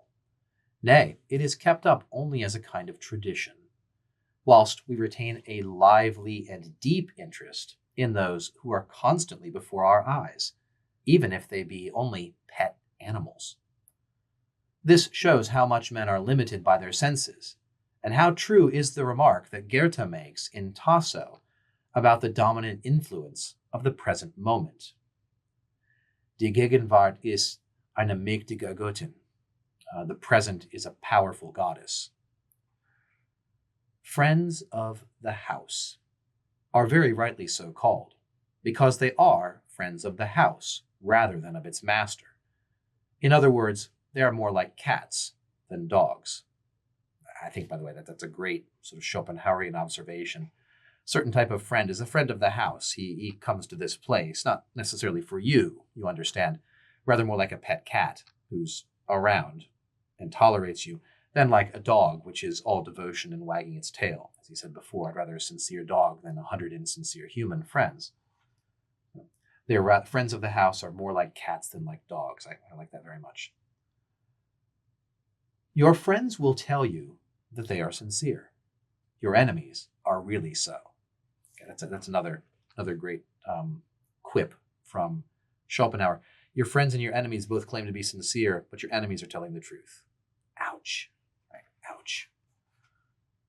Let your enemy's censure be like a bitter medicine, to be used as a means of self-knowledge. A friend in need, as the saying goes, is rare. Nay, it is just the contrary. No sooner have you made a friend than he is in need and asks you for a loan. That's the end of section 33. Roughly what we've come to expect from Schopenhauer by this point in the book. Some very cynical observations. All the same, a certain kind of concession to human weakness. The fact that we have to live in this fallen and imperfect world means that we should just get used to the fact that this is the way friendship is with most people, and we would be wrong and we'd really be upsetting ourselves to expect more of them. So a couple of interesting turns of phrase, which I noted. I rather like some of those and may try to find ways of working them into conversation myself over time. That's the end of section 33 of Counsels and Maxims about friendship, true and false. We'll look at section 34 in the next video. Thanks for watching today. Goodbye.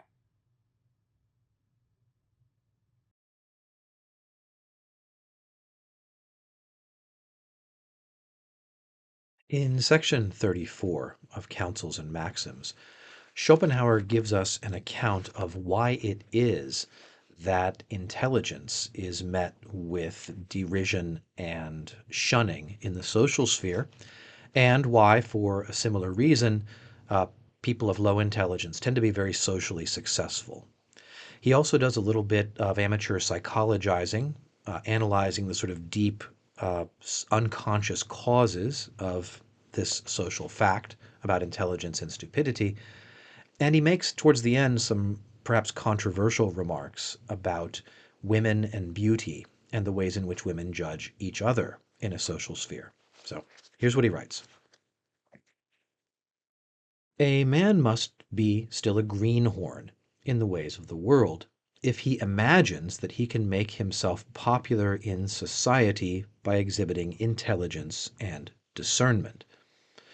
With the immense majority of people, such qualities excite hatred and resentment, which are rendered all the harder to bear by the fact that people are obliged to suppress, even from themselves, the real reason of their anger.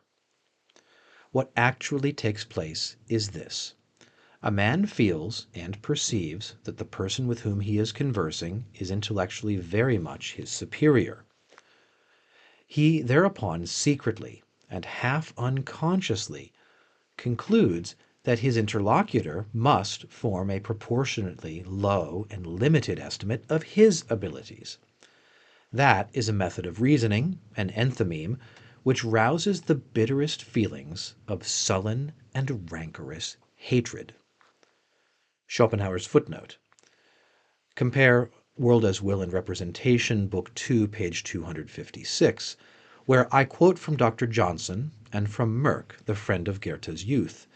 The former says, "There is nothing by which a man exasperates most people more than by displaying a superior ability of brilliancy in conversation.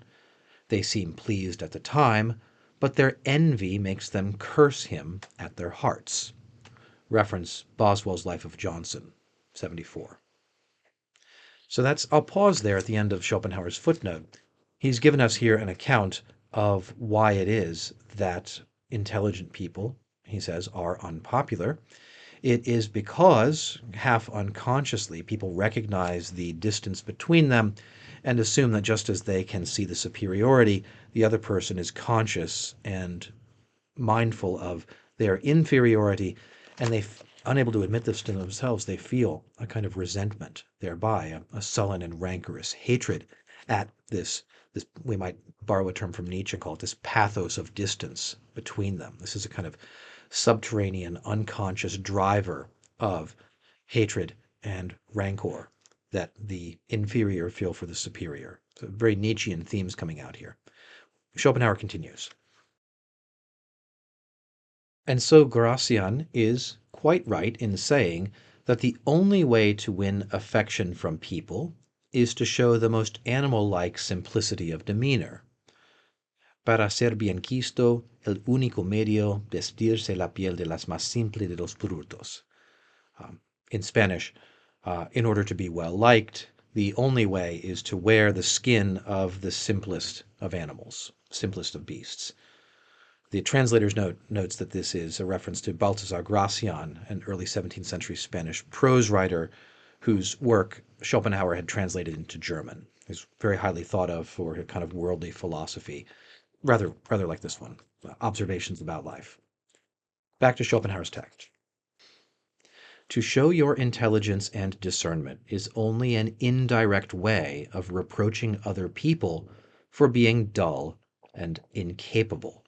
Okay, that is to say, your intelligence will be received by people as an insult. They will think that you are, offending them by your very existence. By being intelligent in their presence, you're calling to their attention the fact that they are inferior in this regard. And this is an indirect reproach. This is a sort of standing insult that every stupid person feels in the presence of every intelligent person, so to speak. Schopenhauer now. And besides, it is natural for a vulgar man to be violently agitated by the sight of opposition in any form. And in this case, envy comes in as the secret cause of his hostility. For it is a matter of daily observation that people take the greatest pleasure in that which satisfies their vanity. And vanity cannot be satisfied without comparison with others. I might note here in passing that it might be the superior person, because of his estimation of his own value, who is least subject to envy and therefore least needs to compare himself to others. I don't know if Schopenhauer says that later on, but perhaps that's an idea that he'll pursue. Now, there is nothing of which a man is prouder than of intellectual ability, for it is this that gives him his commanding place in the animal world. It is an exceedingly rash thing to let anyone see that you are decidedly superior to him in this respect, and to let other people see it too, because he will then thirst for vengeance, and generally look about for an opportunity of taking it by means of insult, because this is to pass from the sphere of intellect to that of will, and there all are on equal footing as regards the feeling of hostility. So, a bit more psychology from Schopenhauer, an interesting observation that the reason that people turn to insult is because insults bring the dispute, the conflict, into the realm of will, where they have at least a fighting chance of being your equal, where they feel inferior in the realm of the intellect. So a sort of a turn to violence away from reason, social violence, violence in words, because then it's a contest of wills and not of minds. So back to Schopenhauer now. Hence, while rank and riches may always reckon upon deferential treatment in society, that is something which intellectual ability can never expect. To be ignored is the greatest favor shown to it, and if people notice it at all, it is because they regard it as a piece of impertinence, or else as something to which its possessor has no legitimate right, and upon which he dares to pride himself. And in retaliation and revenge for his conduct, people secretly try and humiliate him in some other way. And if they wait to do this, it is only for a fitting opportunity. Okay. Again, a lot packed into a single passage of Schopenhauer. Right? Rank and riches are socially respectable, but intellectual ability is not, for the reasons previously given. The best you can hope for is that your intellectual superiority will be ignored in a social setting. If people do notice it, they either regard it as impertinence or as something that doesn't really belong to you. I'm reminded here of something from John Rawls, the treatment of intellectual gifts as being a thing that doesn't really belong to you. You don't, in a sense, in Rawls' theory of justice, you're not really morally entitled to the benefits that your intellectual gifts would bring you. They are, in a sense, the common property of all mankind because you didn't do anything to achieve them. What you think is yours is not genuinely yours.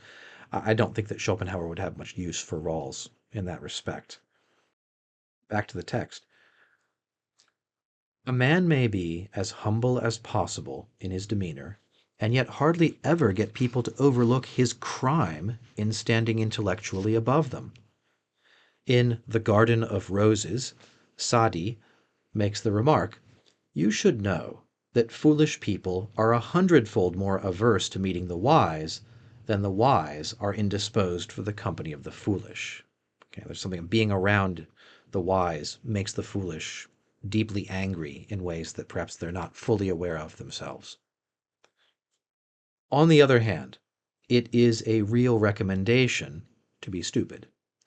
For just as warmth is agreeable to the body, so it does the mind good to feel its superiority, and a man will seek company likely to give him this feeling, as instinctively as he will approach the fireplace or walk in the sun if he wants to get warm. Okay, we might adapt the old joke about if you want to look thinner, stand around with fat people who are fatter than yourself. Something similar here, right? If you want to enjoy your feeling of superiority, you associate with people who are your intellectual inferiors. Certainly not the opposite way. You don't try to be around constantly people who are intellectually superior to you. Schopenhauer is saying, again, this is just the work of pure instinct, as people approaching warmth when they're cold, approaching the fire when they're cold. This is the way that society works. Back to the text. But this means that he will be disliked on account of his superiority. And if a man is to be liked, he must really be inferior in point of intellect. And the same thing holds good of a woman in point of beauty.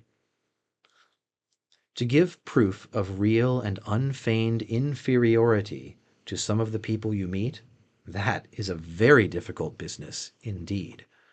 We might say, following W.C. Fields, right? If you can fake that, you've got it made. Consider how kindly and heartily a girl who is passably pretty will welcome one who is downright ugly. Physical advantages are not thought of so much in the case of man, though I suppose you would rather a little man sat next to you than one who was bigger than yourself. Okay. I won't enter into the height discourse regarding the dating market, but I'll just say, there it is. Schopenhauer said it. This is why amongst men it is the dull and ignorant, and amongst women the ugly, who are always popular and in request.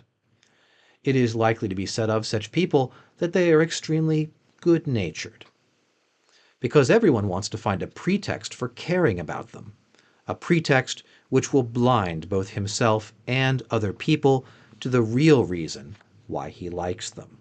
Again, there's a lot of psychologizing going on here, looking at the forces, the sort of sub-rational forces that are driving social acceptance and social harmony. This is also why mental superiority of any sort always tends to isolate its possessor. People run away from him out of pure hatred and say all manner of bad things about him by way of justifying their action. Schopenhauer's footnote. If you desire to get on in the world, friends and acquaintances are by far the best passport to fortune. The possession of a great deal of ability makes a man proud, and therefore not apt to flatter those who have very little, and from whom on that account the possession of great ability should be carefully concealed. The consciousness of small intellectual power has just the opposite effect, and is very compatible with a humble, affable, and companionable nature, and with respect for what is mean and wretched. This is why an inferior sort of man has so many people to befriend and encourage him. These remarks are applicable not only to advancement in political life, but to all competition for places of honor and dignity, nay, even for reputation in the world of science, literature, and art. In learned societies, for example, mediocrity, that very acceptable quality, is always to the fore, whilst merit meets with tardy recognition, or with none at all. So it is in everything. And that might be the most Schopenhauerian footnote we've come across yet. Plainly autobiographical, if you know a little bit about Schopenhauer's life, living much of the first part of it anyway, in the shadow of Hegel's fame, thinking Hegel to be a charlatan himself, Schopenhauer achieving maybe only very late in his life the kind of recognition that I think he felt he deserved for his intellectual merit. So there's a long footnote about the way society works, right? It helps to have friends and acquaintances to get on in the world, but people of superior intellect are, by their very nature, disinclined to flatter people and to be friendly. We find just the inverse is the case with people of low intellectual ability. Because they have more to gain by associating with other people, they are much more naturally affable and friendly, and therefore we expect to find all social institutions dominated by mediocrity as this sort of natural fact about human sociability works its way out. So the genius will necessarily be isolated, unpopular, unsociable, and we might also say kind of acerbic and cynical, as the man himself here is. So back to the main text. Beauty, in the case of women, has a similar effect. Very pretty girls have no friends of their own sex, and they even find it hard to get another girl to keep them company. A handsome woman should always avoid applying for a position as companion, because the moment she enters the room, her prospective mistress will scowl at her beauty as a piece of folly with which, both for her own and for her daughter's sake, she can very well dispense. But if the girl has advantages of rank, the case is very different, because rank, unlike personal qualities which work by the force of mere contrast, produces its effect by a process of reflection, much in the same way as the particular hue of a person's complexion depends upon the prevailing tone of his immediate surroundings. That's the end of this section. Schopenhauer here, last remark about beauty. Beauty in the case of women has an effect. Beautiful girls are shunned by other women. Why? Because everybody naturally seeks somebody inferior to them in this crucial quality, whether it's intellect or beauty. And so women will shun a prettier woman, he says. But interestingly, not the case necessarily if she is a woman of rank. Why is this? Because reputation, we might say fame or nobility, rather than operating by contrast, where if we're seeing a pretty girl next to a prettier girl, we think we are drawn more to the superior one. Here, rank is a quality that he says kind of has a sort of reflective glow. So that to be around a famous person, we might say in our time, is to acquire a certain kind of social benefit from being near them, whereas to be around a prettier person or a more intellectual person is to suffer by the comparison. So that's the end of section 34 of Counsels and Maxims, Schopenhauer's continued practical advice about how to conduct yourself in the world, especially if you are a person of moral and intellectual superior quality. We'll take a look at section 35 in the next video. Thanks for watching today. Goodbye.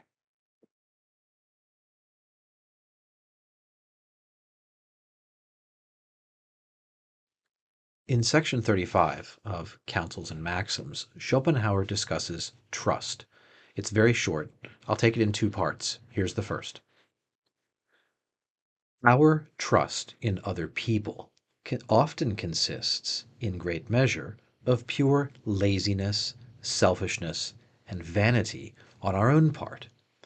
I say laziness because instead of making inquiries ourselves and exercising an active care, we prefer to trust others. Selfishness because we are led to confide in people by the pressure of our own affairs.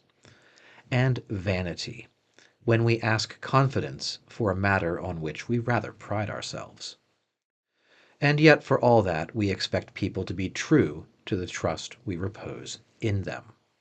So, first part of this section about our trusting other people, generally, he says, for base motives. Quite often we are motivated by laziness. We'd rather not do the work ourselves. We'd prefer to ask somebody else and just take their word for it.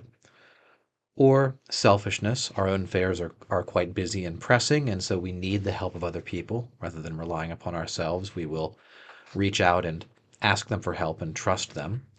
Or vanity. When we confide in them, we tell a secret we want them to keep, but it's a secret that we are ourselves secretly rather proud for them to know, right? Isn't it great that you know this unknown thing about me?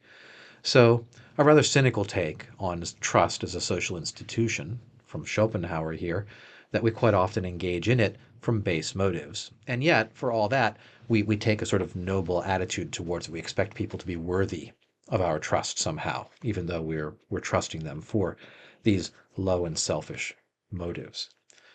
Second part. But we ought not to become angry if people put no trust in us, because that really means that they pay honesty the sincere compliment of regarding it as a very rare thing. So rare indeed as to leave us in doubt whether its existence is not merely fabulous. That's the end of the section. So when people fail to trust us, Schopenhauer suggests we ought not to be offended. Rather, we recognize that perhaps they lack the base motives that move us to trust other people sometimes, or that they simply have the accurate view that honesty is quite a rare thing in this world. If they don't trust us, it's because it's generally a bad idea to trust anybody. Good for them, we might think. And it seems again that honesty and a person worthy of trust is another one of these fantastic beasts of the social world, rather like a mermaid or a unicorn, something like what Schopenhauer said about the true and sincere friend a few sections previously. We might whisper about it, talk about it among ourselves, but then we sort of speculate, is there really such a thing out there, or do we just talk like this sometimes about human institutions and human practices? So that is section 35 of Schopenhauer's Counsels and Maxims about trust. We'll look at section 36 about politeness in the next video. Thanks for watching today. Goodbye.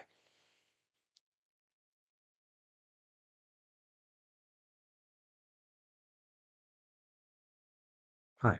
In section 36 of Counsels and Maxims, Schopenhauer discusses politeness.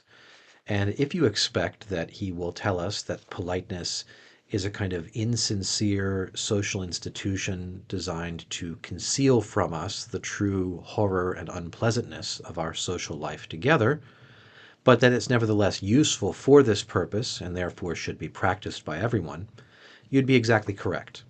Here's what he writes. Politeness, which the Chinese hold to be a cardinal virtue, is based upon two considerations of policy. I have explained one of these considerations in my Ethics. Footnote. Translator's footnote. In the passage referred to in the Grundlage der Moral, Schopenhauer explains politeness as a conventional and systematic attempt to mask the egoism of human nature in the small affairs of life. An egoism so repulsive that some such device is necessary for the purpose of concealing its ugliness. The relation which politeness bears to the true love of one's neighbor is analogous to that existing between justice as an affair of legality and justice as the real integrity of the heart. So, first consideration of policy, just included here by reference, that recommends politeness is that human nature is so truly awful that politeness is a kind of mask that we wear to ourselves to conceal the ugliness of our own selfishness and egoism, to allow us to still function without drawing attention to it within our own minds. We'll get to the second consideration in a moment. Since we got interrupted by that footnote, I'm going to go back to the start of the section. So section 36 again from the top. Politeness, which the Chinese hold to be a cardinal virtue, is based upon two considerations of policy. I have explained one of these considerations in my Ethics. The other is as follows.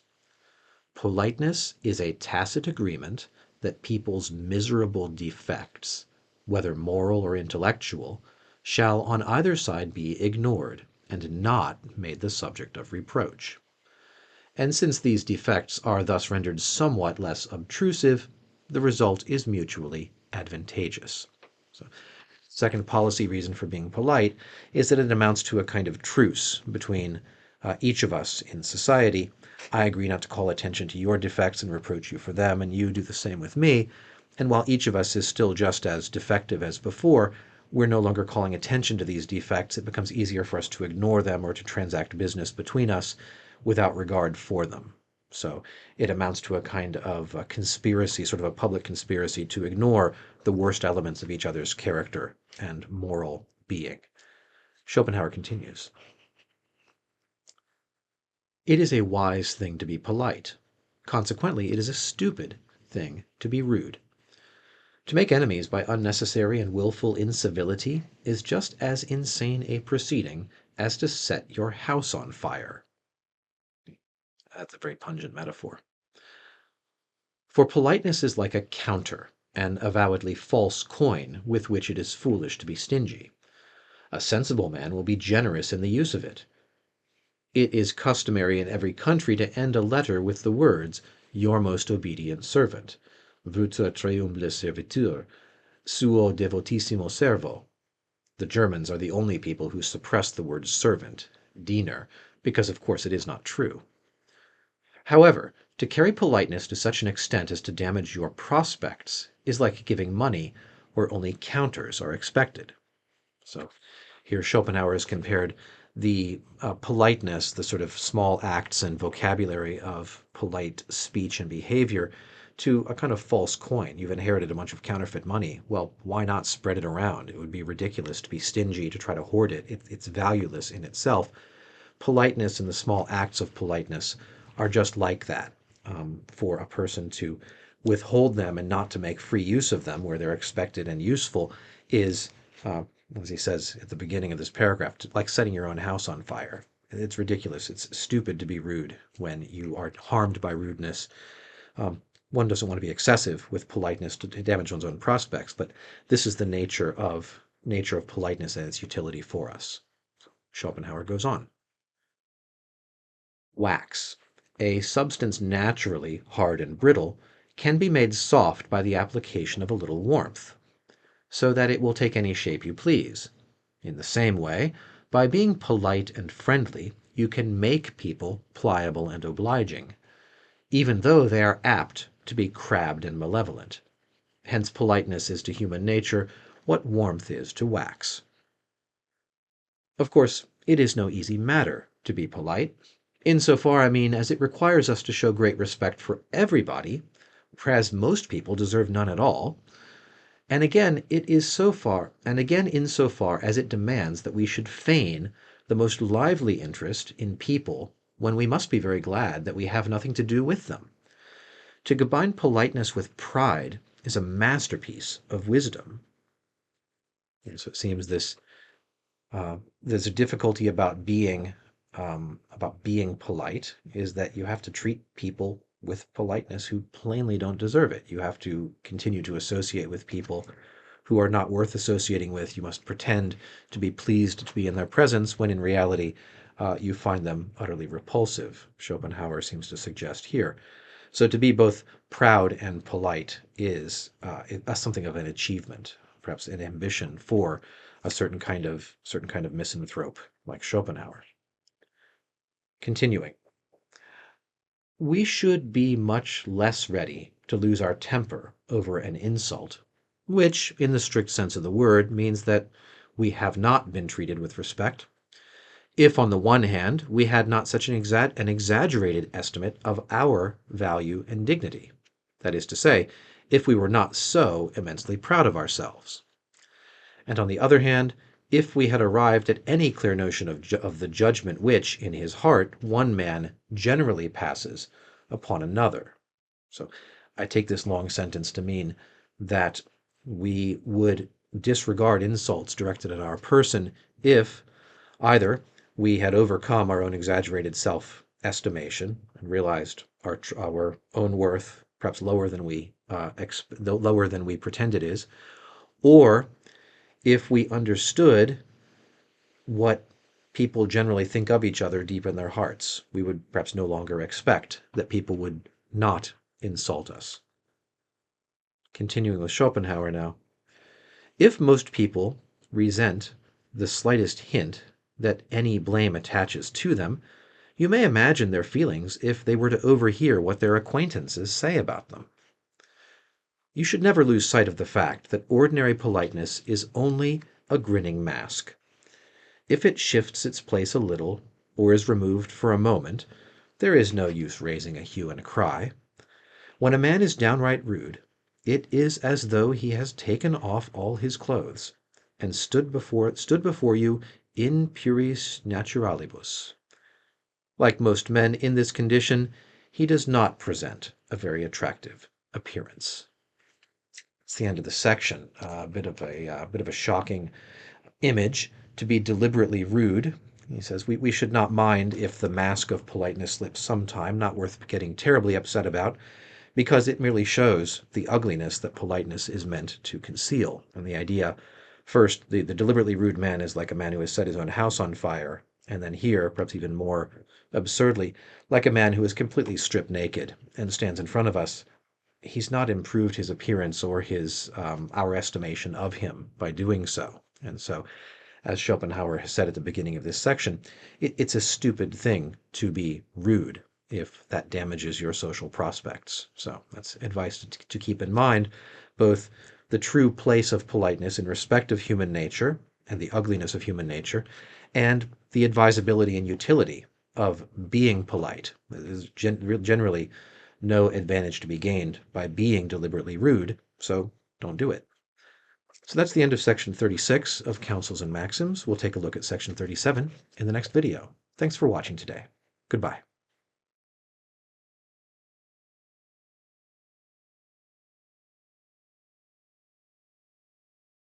Hi. Section 37 of Counsels and Maxims deals with originality and role models. Here's what Schopenhauer tells us. You ought never to take any man as a model for what you should do or leave undone, because position and circumstances are in no two cases alike, and difference of character gives a peculiar individual tone to what a man does. Hence, duo cum faciunt idem non est idem. When two do the same thing, it is not the same thing. Two persons may do the same thing with a different result.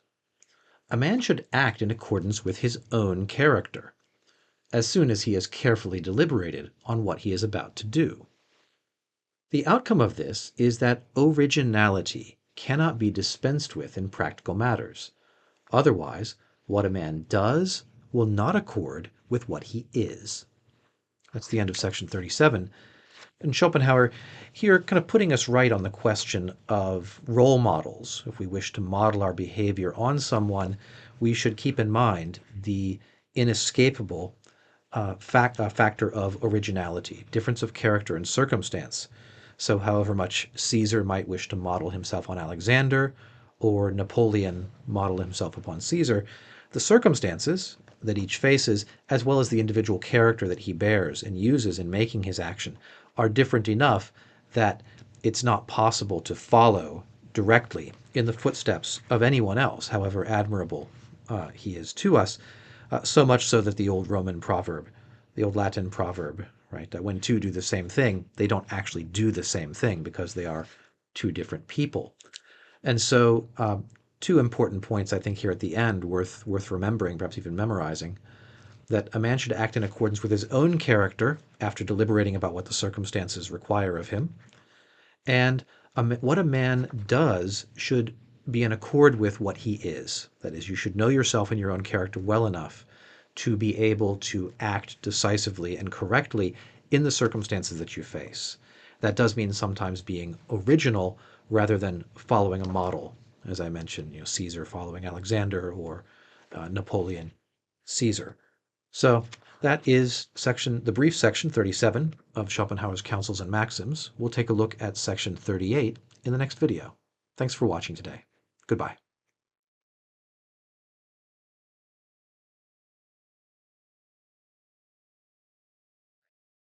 Section 38 of Counsels and Maxims really just consists of 4 quick aphorisms. Here are the first 2. Schopenhauer writes, "Never combat any man's opinion, for though you reached the age of Methuselah, you would never have done setting him right upon all the absurd things that he believes. It is also well to avoid correcting people's mistakes in conversation, however good your intentions may be, for it is easy to offend people, and difficult, if not impossible, to mend them." So these first 2 aphorisms, as I'm calling them, are about correcting people. Don't attempt to correct people's opinions. It is the very definition of an impossible task. It is like trying to empty the ocean with a spoon. You will never succeed. Good advice, perhaps, for us in the age of the internet. And even in face-to-face conversation, where you might think that greater friendship and intimacy gives you a chance to improve somebody's opinion and mistake by pointing out to them as gently as possible that they are wrong, in general, you should avoid this as well, says Schopenhauer, because it is much easier than you think to give offense and much harder than you would wish to make up the offense once it's been given.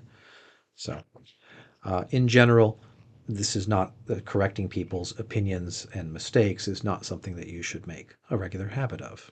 Schopenhauer goes on. If you feel irritated by the absurd remarks of 2 people whose conversation you happen to overhear, you should imagine that you are listening to the dialogue of 2 fools in a comedy. Probatum est. The man who comes into the world with the notion that he is really going to instruct it in matters of the highest importance may thank his stars if he escapes with a whole skin. That's the end of section 38. These latter 2 aphorisms inviting us to, as a survival technique, we might say, when you overhear 2 fools talking, imagine them quite literally as fools in a Shakespeare comedy, exchanging absurd remarks for your entertainment. There go those fools, you say to yourself, rather than becoming angry at their errors or their folly. And then lastly, just a reminder here that if moral improvers are going to be hated and killed by this world, you might think of Socrates in this regard. If you imagine that you are going to be the one who teaches the world the truth about matters of highest importance, you'll be lucky to live as long as Socrates did. You'll be lucky to reach age 70. This is not the way the world works. And I think what unites all of these 4 bits of advice in section 38 is that our social life together is not an arena where we should think of ourselves as pursuing or advancing truth. Rather, it is the kind of thing we have to tolerate and put up with. And that 3rd piece of advice. Just when you encounter fools, say, there go those fools. Think of them as being characters in a stage play. Why? Because you can't improve them, you can't correct them. It is impossible to actually correct all of somebody's false opinions, and you're as likely as not to do damage to personal relationships that you depend upon by trying to correct even your closest friends. So it seems Schopenhauer here seems to advise a good deal of caution when we bring our truth-seeking and our sort of rationality-seeking into the public arena, into the social realm of speaking with others. We're unlikely to be successful, and we're much more likely to do harm. So a certain amount of caution is in order. So that's all of section 38. Section 39, the next section, has some interesting advice about how to be persuasive, and we'll look at that in the next video. Thanks for watching today. Goodbye.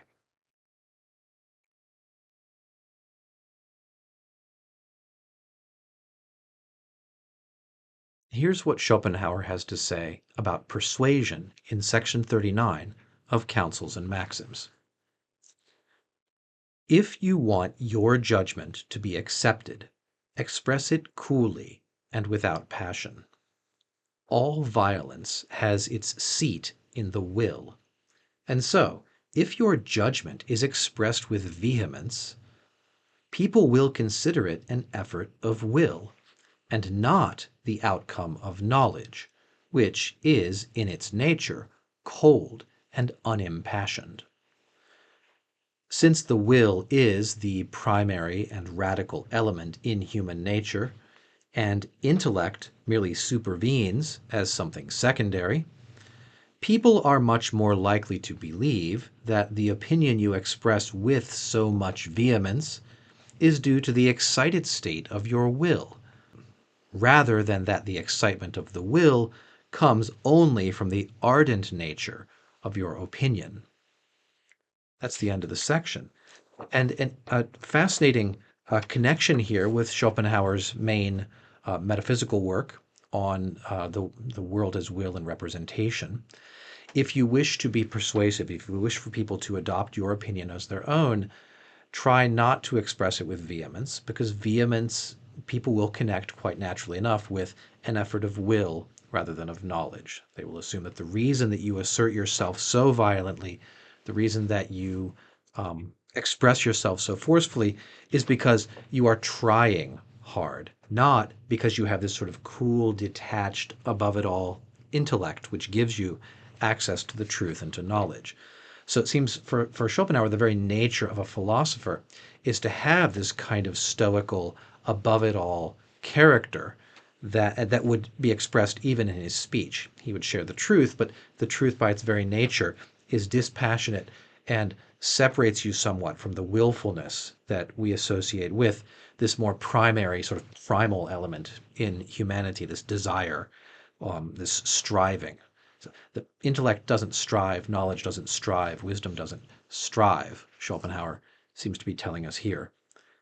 I think there may also be here a kind of coded advice to each of us. It's not just in the matter of persuading others that vehemence should be an indication that your will is in charge and not your intellect, but even within yourself, something you believe passionately, something that really gets you agitated and excited and sort of internally vehement. I think Schopenhauer maybe here has a kind of coded warning that that itself may be an effort of the will within you and not of your intellect, not of knowledge or wisdom and philosophy. That's it for section 39. Section 40 is about self-praise, the circumstances under which we might or might not be justified in singing our own praises to other people. We'll take a look at that in the next video. Thanks for watching today. Goodbye.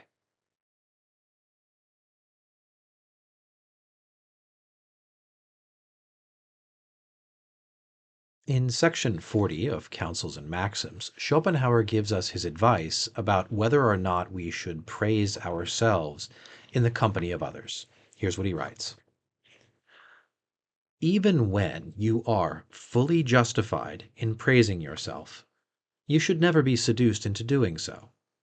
For vanity is so very common, and merit so very uncommon, that even if a man appears to be praising himself, though very indirectly, people will be ready to lay 100 to 1 that he is talking out of pure vanity, and that he has not sense enough to see what a fool he is making of himself. Still, for all that, there may be some truth in Bacon's remark that, as in the case of calumny, if you throw enough dirt, some of it will stick, so it is also in regard to self-praise, with the conclusion that self-praise in small doses is to be recommended.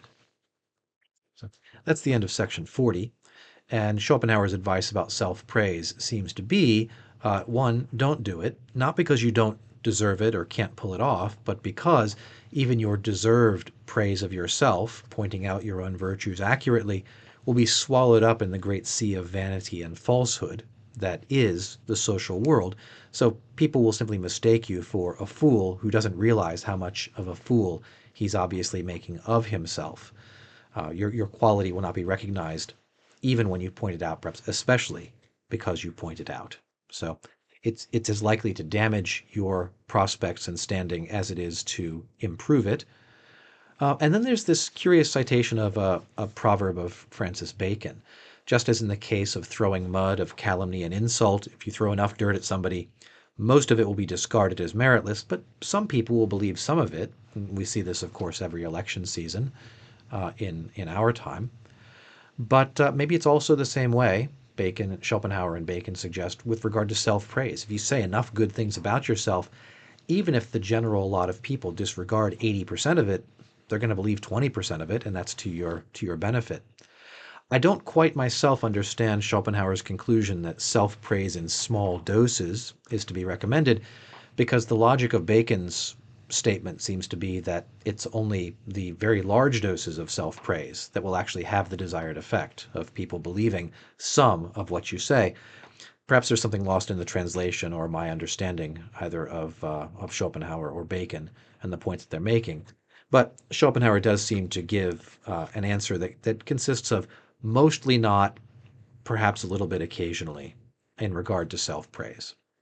So that's section 40 of Counsels and Maxims. Section 41 is Schopenhauer's advice on how to deal with liars, how to react to people who you think are trying to conceal something from you or push a falsehood on you. We'll take a look at that in the next video.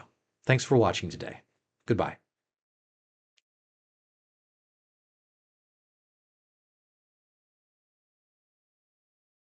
Hi. Section 41 of Counsels and Maxims is Schopenhauer's advice about dealing with liars. Here's what he says.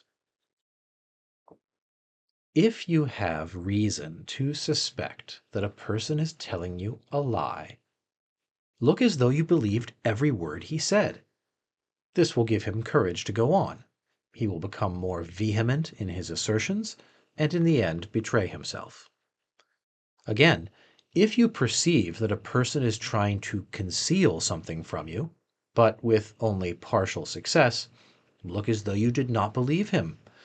This opposition on your part will provoke him into leading out his reserve of truth and bringing the whole force of it to bear upon your incredulity. That's the whole section. 2 bits of advice about dealing with dishonest people.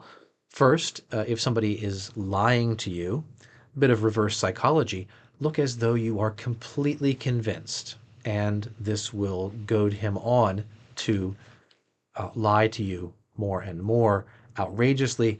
In the end, he will betray himself. That is, you can, by your false front, trick him into revealing his own dishonest nature and his lie. And the second, if somebody is trying to conceal something from you, they have a truth and they've let a little bit of it slip out, the way to get the rest of it, Schopenhauer says, is to look completely incredulous. I don't even believe the true thing that you've let slip out, you say. And this will anger him, and he will then draw out more and more of the truth that he was initially trying to conceal, because simply the fact of your opposing him, of your refusing to believe the truth that he let slip out, will make him angry and will cause him to reveal more of it, simply in order to get the better of you. In both cases here, I think we have some advice from Schopenhauer that amounts to using the peculiarities of human social nature, our desire to be believed or to overcome opposition and incredulity in people we're lying to or concealing things from. This can be used to your advantage to obtain the truth, where people would rather that you didn't have it. We also have a reference here going backwards a couple of sections to vehemence, right? If you can provoke this liar to become increasingly vehement in his assertions, this is in the end going to betray him, right? This is again a feature of a person who's not risen to a certain kind of wisdom and self-control and peace of mind. That's goes along with the idea of the cool and the coolness and passionlessness of truth and wisdom. So that's Schopenhauer's advice on dealing with liars and concealers of the truth. Take the opposite tack and provoke them into giving you the truth that they would rather you didn't have. We'll take a look at section 42 in the next video. Thanks for watching today. Goodbye.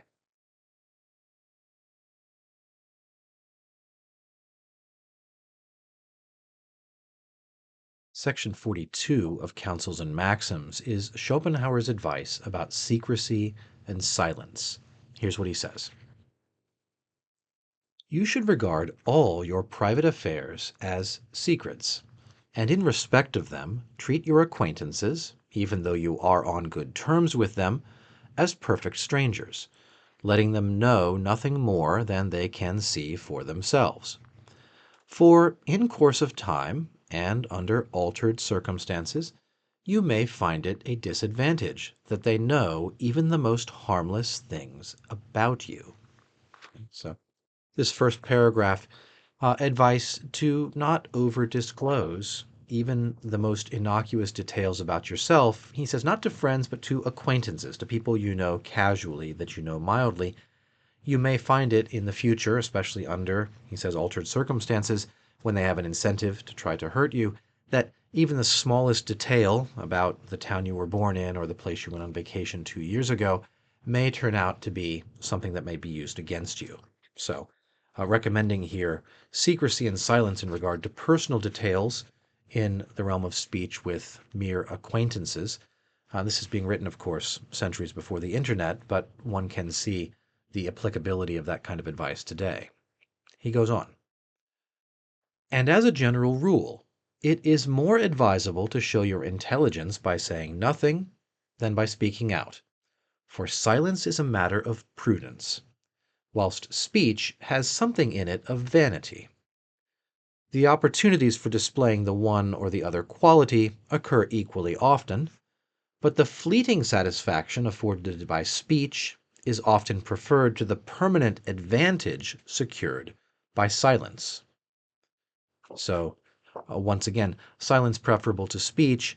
If opportunities occur equally often, we ought to think of speaking as bearing short-term results and benefits, and silence securing a permanent advantage. I can say from my own experience, I've found many more occasions to regret speaking out than I have found occasions to regret being silent. But of course, your mileage may vary. Schopenhauer goes on. The feeling of relief which lively people experience in speaking aloud when no one is listening should not be indulged, lest it grow into a habit. For in this way thought establishes such very friendly terms with speech that conversation is apt to become a process of thinking aloud. Prudence exacts that a wide gulf should be fixed between what we think and what we say. Recommending here to avoid getting into the habit, appropriate to lively people, we might say extroverts, of speaking aloud to yourself when no one is around. This brings your thought and your speech in too much of a habitual association, so that you may begin thinking out loud and revealing things you ought to conceal, even in casual conversation. This is to be avoided. The law of prudence is that what we think and what we say should be kept far apart and connected only deliberately by us. Schopenhauer goes on. At times we fancy that people are utterly unable to believe in the truth of some statement affecting us personally, whereas it never occurs to them to doubt it. But if we give them the slightest opportunity of doubting it, they find it absolutely impossible to believe it any more. The grammar of that sentence is a little bit complex, so I want to pause over it before going on to the rest of the paragraph. At times we imagine that people don't believe something true that we've told them out of our own experience, but in reality, they never even thought of doubting it. So here's a mismatch between we've said something true, we expect that people don't believe it, we find it impossible that they should believe it, and yet they do. It's never occurred to them to doubt it. Okay, so there's one circumstance. And the other, if we give them the opportunity of doubting it, if we raise in their minds the possibility that it might be false, suddenly they can't believe it at all. They go from completely accepting it with no thought of doubt to completely doubting it with no possibility of being able to believe it at all. It's merely the directing their minds to the possibility that it could be doubted that seems to make all the difference. It's a bit like perhaps when you do some small injury to your hand and it doesn't hurt until you look at it, and then suddenly seeing it pains you tremendously. Some people's belief and doubt seems to be just that way. Okay, so he goes on in the same vein. We often betray ourselves into revealing something simply because we suppose that other people cannot help noticing it. Just as a man will throw himself down from a great height because he loses his head. In other words, because he fancies that he cannot retain a firm footing any longer, the torment of his position is so great that he thinks it better to put an end to it at once. This is the kind of insanity which is called acrophobia, fear of heights. Thinking here of the kind of reaction, sort of mad reaction to vertigo, where one looks down, being on a plank that's no wider than it needs to be. Pascal has an image like this. I might look down and see that I'm safe, but feel that I am unsafe because of the perception of the height and the narrowness of the ledge upon which I stand. Well, some people will simply throw themselves to their death rather than tolerate this kind of mismatch between what they perceive and what is the true reality. This sometimes happens in the realm of truth-telling and secret-keeping. We often betray ourselves into revealing something because we cannot imagine that people don't notice it. So we ourselves call attention to it, causing them to notice it for the first time. So a bit of advice, again, of some practical import, avoiding a kind of acrophobia of credulity. Schopenhauer goes on. But it should not be forgotten how clever people are in regard to affairs that do not concern them, even though they show no particular sign of acuteness in other matters. In other words, people are nosy. This is a kind of algebra in which people are very proficient. Give them a single fact to go upon, and they will solve the most complicated problems. So if you wish to relate some event that happened long ago without mentioning any names, or otherwise indicating the persons to whom you refer, you should be very careful not to introduce into your narrative anything which might point, however distantly, to some definite fact, whether it is a particular locality, or a date, or the name of someone who was only to a small extent implicated, or anything else that was even remotely connected with the event. For that at once gives people something positive to go upon, and by the aid of their talent for this sort of algebra, they will discover all the rest. Their curiosity in these matters becomes a kind of enthusiasm. Their will spurs on their intellect and drives it forward to the attainment of the most remote results. For however unsusceptible and indifferent people may be to general and universal truths, they are very ardent in the matter of particular details.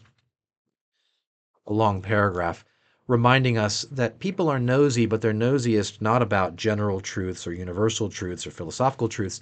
They want to know the specific details of who did what when. So if you wish to tell somebody a story about something far in the past or something remote, if you include any details of an identifiable person, they will grab that to go upon and eventually try to discover the whole truth. And this seems to be an insight that is an observation that is even more magnified in the area of the internet, when the whole Reddit "he will not divide us" flag affair of some years ago, or really just anything that happens when you find a group of people on the internet get determined and can identify a person's exact location from a flagpole or a restaurant that was in the background of a particular photo that they posted.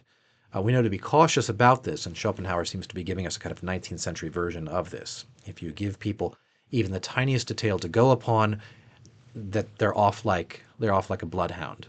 Okay, so however indifferent they are to general truths, they very much want to know the truth about, especially embarrassing or troublesome facts about the specific details of those things. So Schopenhauer goes on.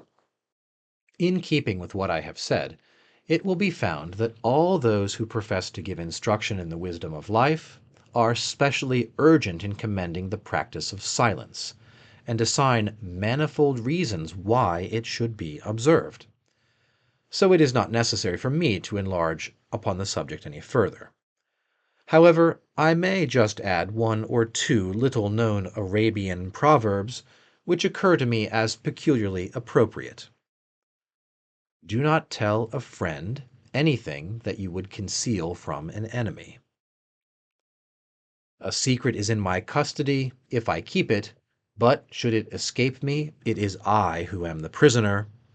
And the tree of silence bears the fruit of peace. That's the end of section 42, which is Schopenhauer's advice and some observations about the social world and the importance of secrecy and especially of silence for the prudent person. And those three great Arabian proverbs, I especially like the last one, the tree of silence bears the fruit of peace. We should become accustomed to keeping our thoughts and our words separate and maintaining a certain kind of internal discipline in that regard. So that is section 42 of Schopenhauer's Counsels and Maxims. We'll talk about section 43 in the next video. Thanks for watching today. Goodbye.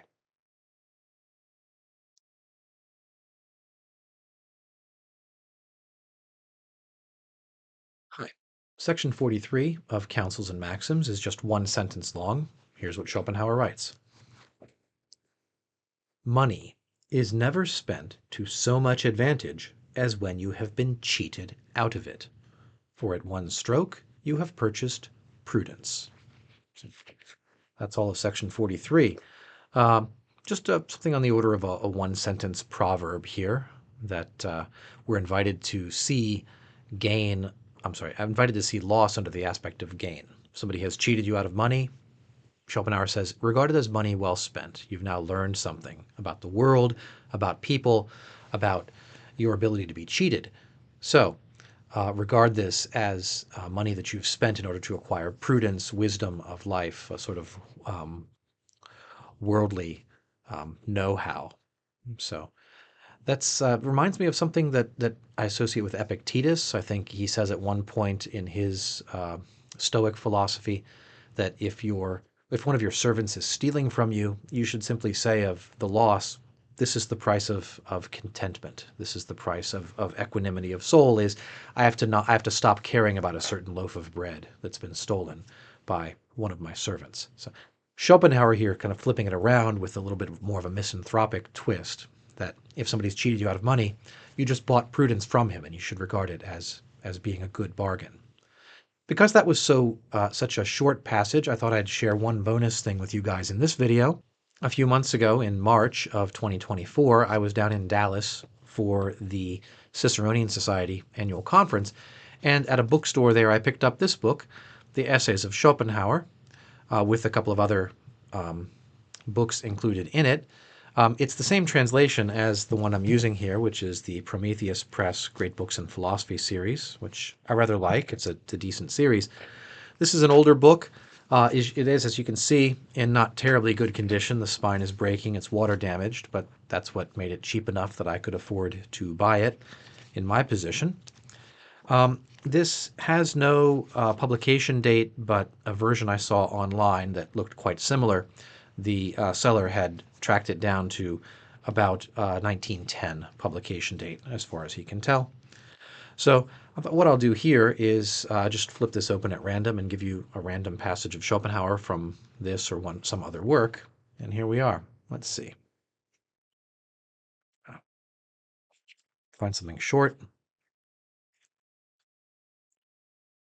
Okay, this is from Psychological Observations and Studies in Pessimism. Schopenhauer writes, it occasionally happens that, for no particular reason, long-forgotten scenes suddenly start up in the memory. This may, in many cases, be due to the action of some hardly perceptible odor which accompanied those scenes, and now recurs exactly the same as before. For it is well known that the sense of smell is specially effective in awakening memories, and that, in general, it does not require much to rouse a train of ideas. And I may say, in passing, that the sense of sight is connected with the understanding, the sense of hearing with the reason, and, as we see in the present case, the sense of smell with the memory. Touch and taste are more material and dependent upon contact. They have no ideal side. That's a section from Schopenhauer's Studies in Pessimism from this book. As far as I can understand it, just having read it for the first time there, I suppose I agree. Smells are powerful in bringing back memories. So the stuff about vision and taste, I'm not sure I agree with. But that was just a bit of random Schopenhauer. Perhaps I'll do that again if we have another short section. We've just covered section 43 of Counsels and Maxims. We'll take a look at section 44 in the next video. Thanks for watching today. Goodbye.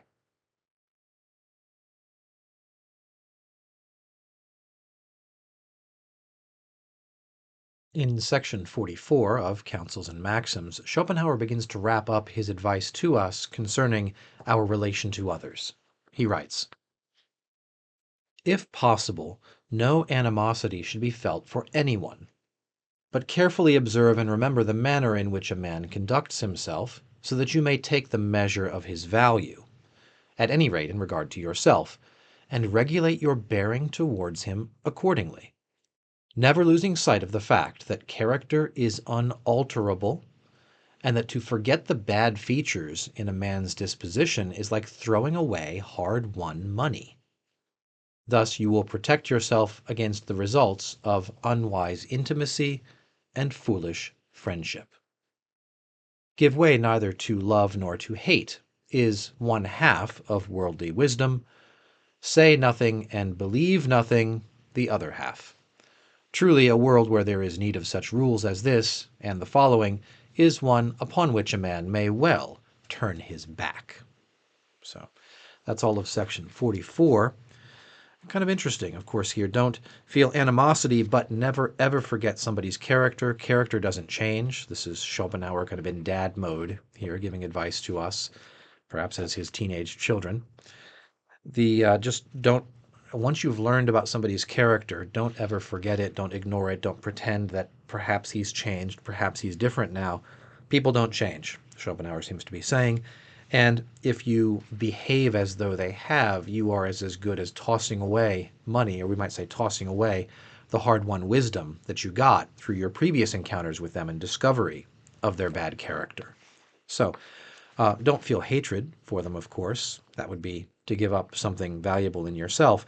But do not ever fail to treat somebody precisely as his character merits, neither more generously nor more harshly than that. And then this interesting statement that we live in a world in which two rules are necessary. Give in to neither love nor hate, and also say nothing and believe nothing. And this is the world we live in. It's rather a terrible world, a world that dealing with worldly affairs is a world that we might turn our back on, the wise man, the intellectual. And I think that points back towards a certain kind of a private life, a life of intellectual activity, as opposed to the life of having to deal with other people and their problems and their perverse characters. So that's all of section 44 of Counsels and Maxims. We'll talk about section 45 in the next video. Thanks for watching today. Goodbye.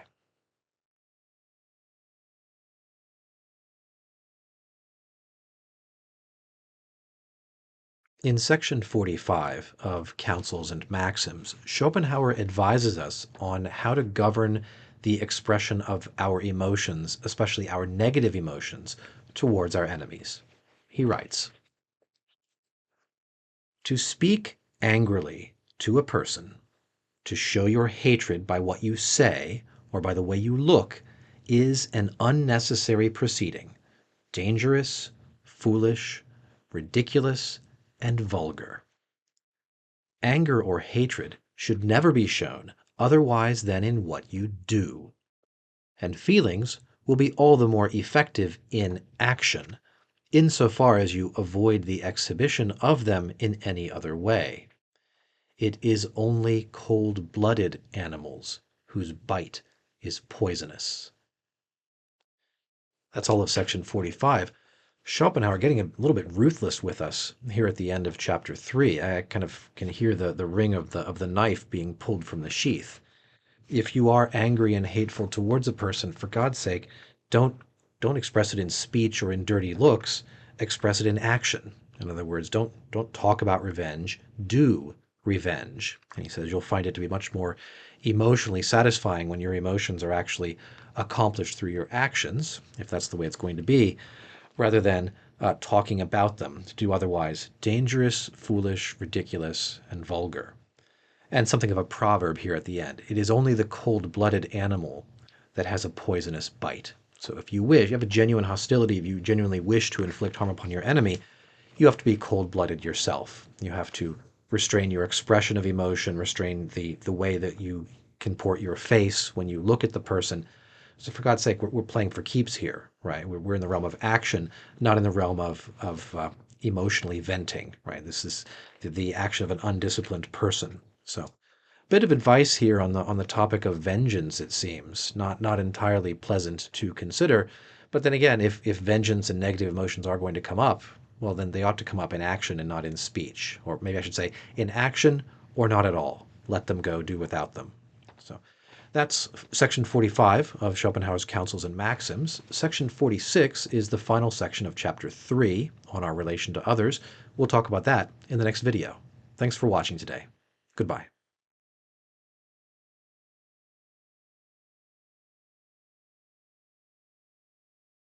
Section 46 of Counsels and Maxims is the end of chapter 3 on our relation to others. In it, Schopenhauer gives us some parting advice about how an intellectually superior person might speak and deal with a society of people who are more slow-witted than himself. Here's what he writes. To speak without emphasizing your words, parler sans accent, is an old rule with those who are wise in the world's ways. It means that you should leave other people to discover what it is that you have said. And as their minds are slow, you can make your escape in time. On the other hand, to emphasize your meaning, parler avec accent, is to address their feelings, and the result is always the opposite of what you expect. If you are only polite enough in your manner and courteous in your tone, there are many people whom you may abuse outright and yet run no immediate risk of offending them. That's the end of section 46 and the end of chapter 3. We might say we have an appearance here of Schopenhauer the troll, pointing out to us that if your mind is operating at a much faster pace than other people's, you might say something, and provided that you say it without driving your meaning home and making it obvious, it will take their more slowly operating minds a longer time to figure out that you've just said something offensive or insulting. And by that point, you've left the party. You've made your escape. The conversation is over. And they're left to realize an hour or a day later that, in fact, you dealt them a kind of a crushing blow, that you said something that may have been, that they may be able to interpret as offensive. That the implicit advice here from Schopenhauer is that this is precisely the way to act, to speak without accent. Let other people figure out what your words mean, and sometimes that will be to your advantage, that they only figure it out after you've gone away. The opposite course is to be recommended against, that don't drive home your meaning and appeal therefore to people's feelings. When you appeal to their feelings, the result is not going to be to your liking.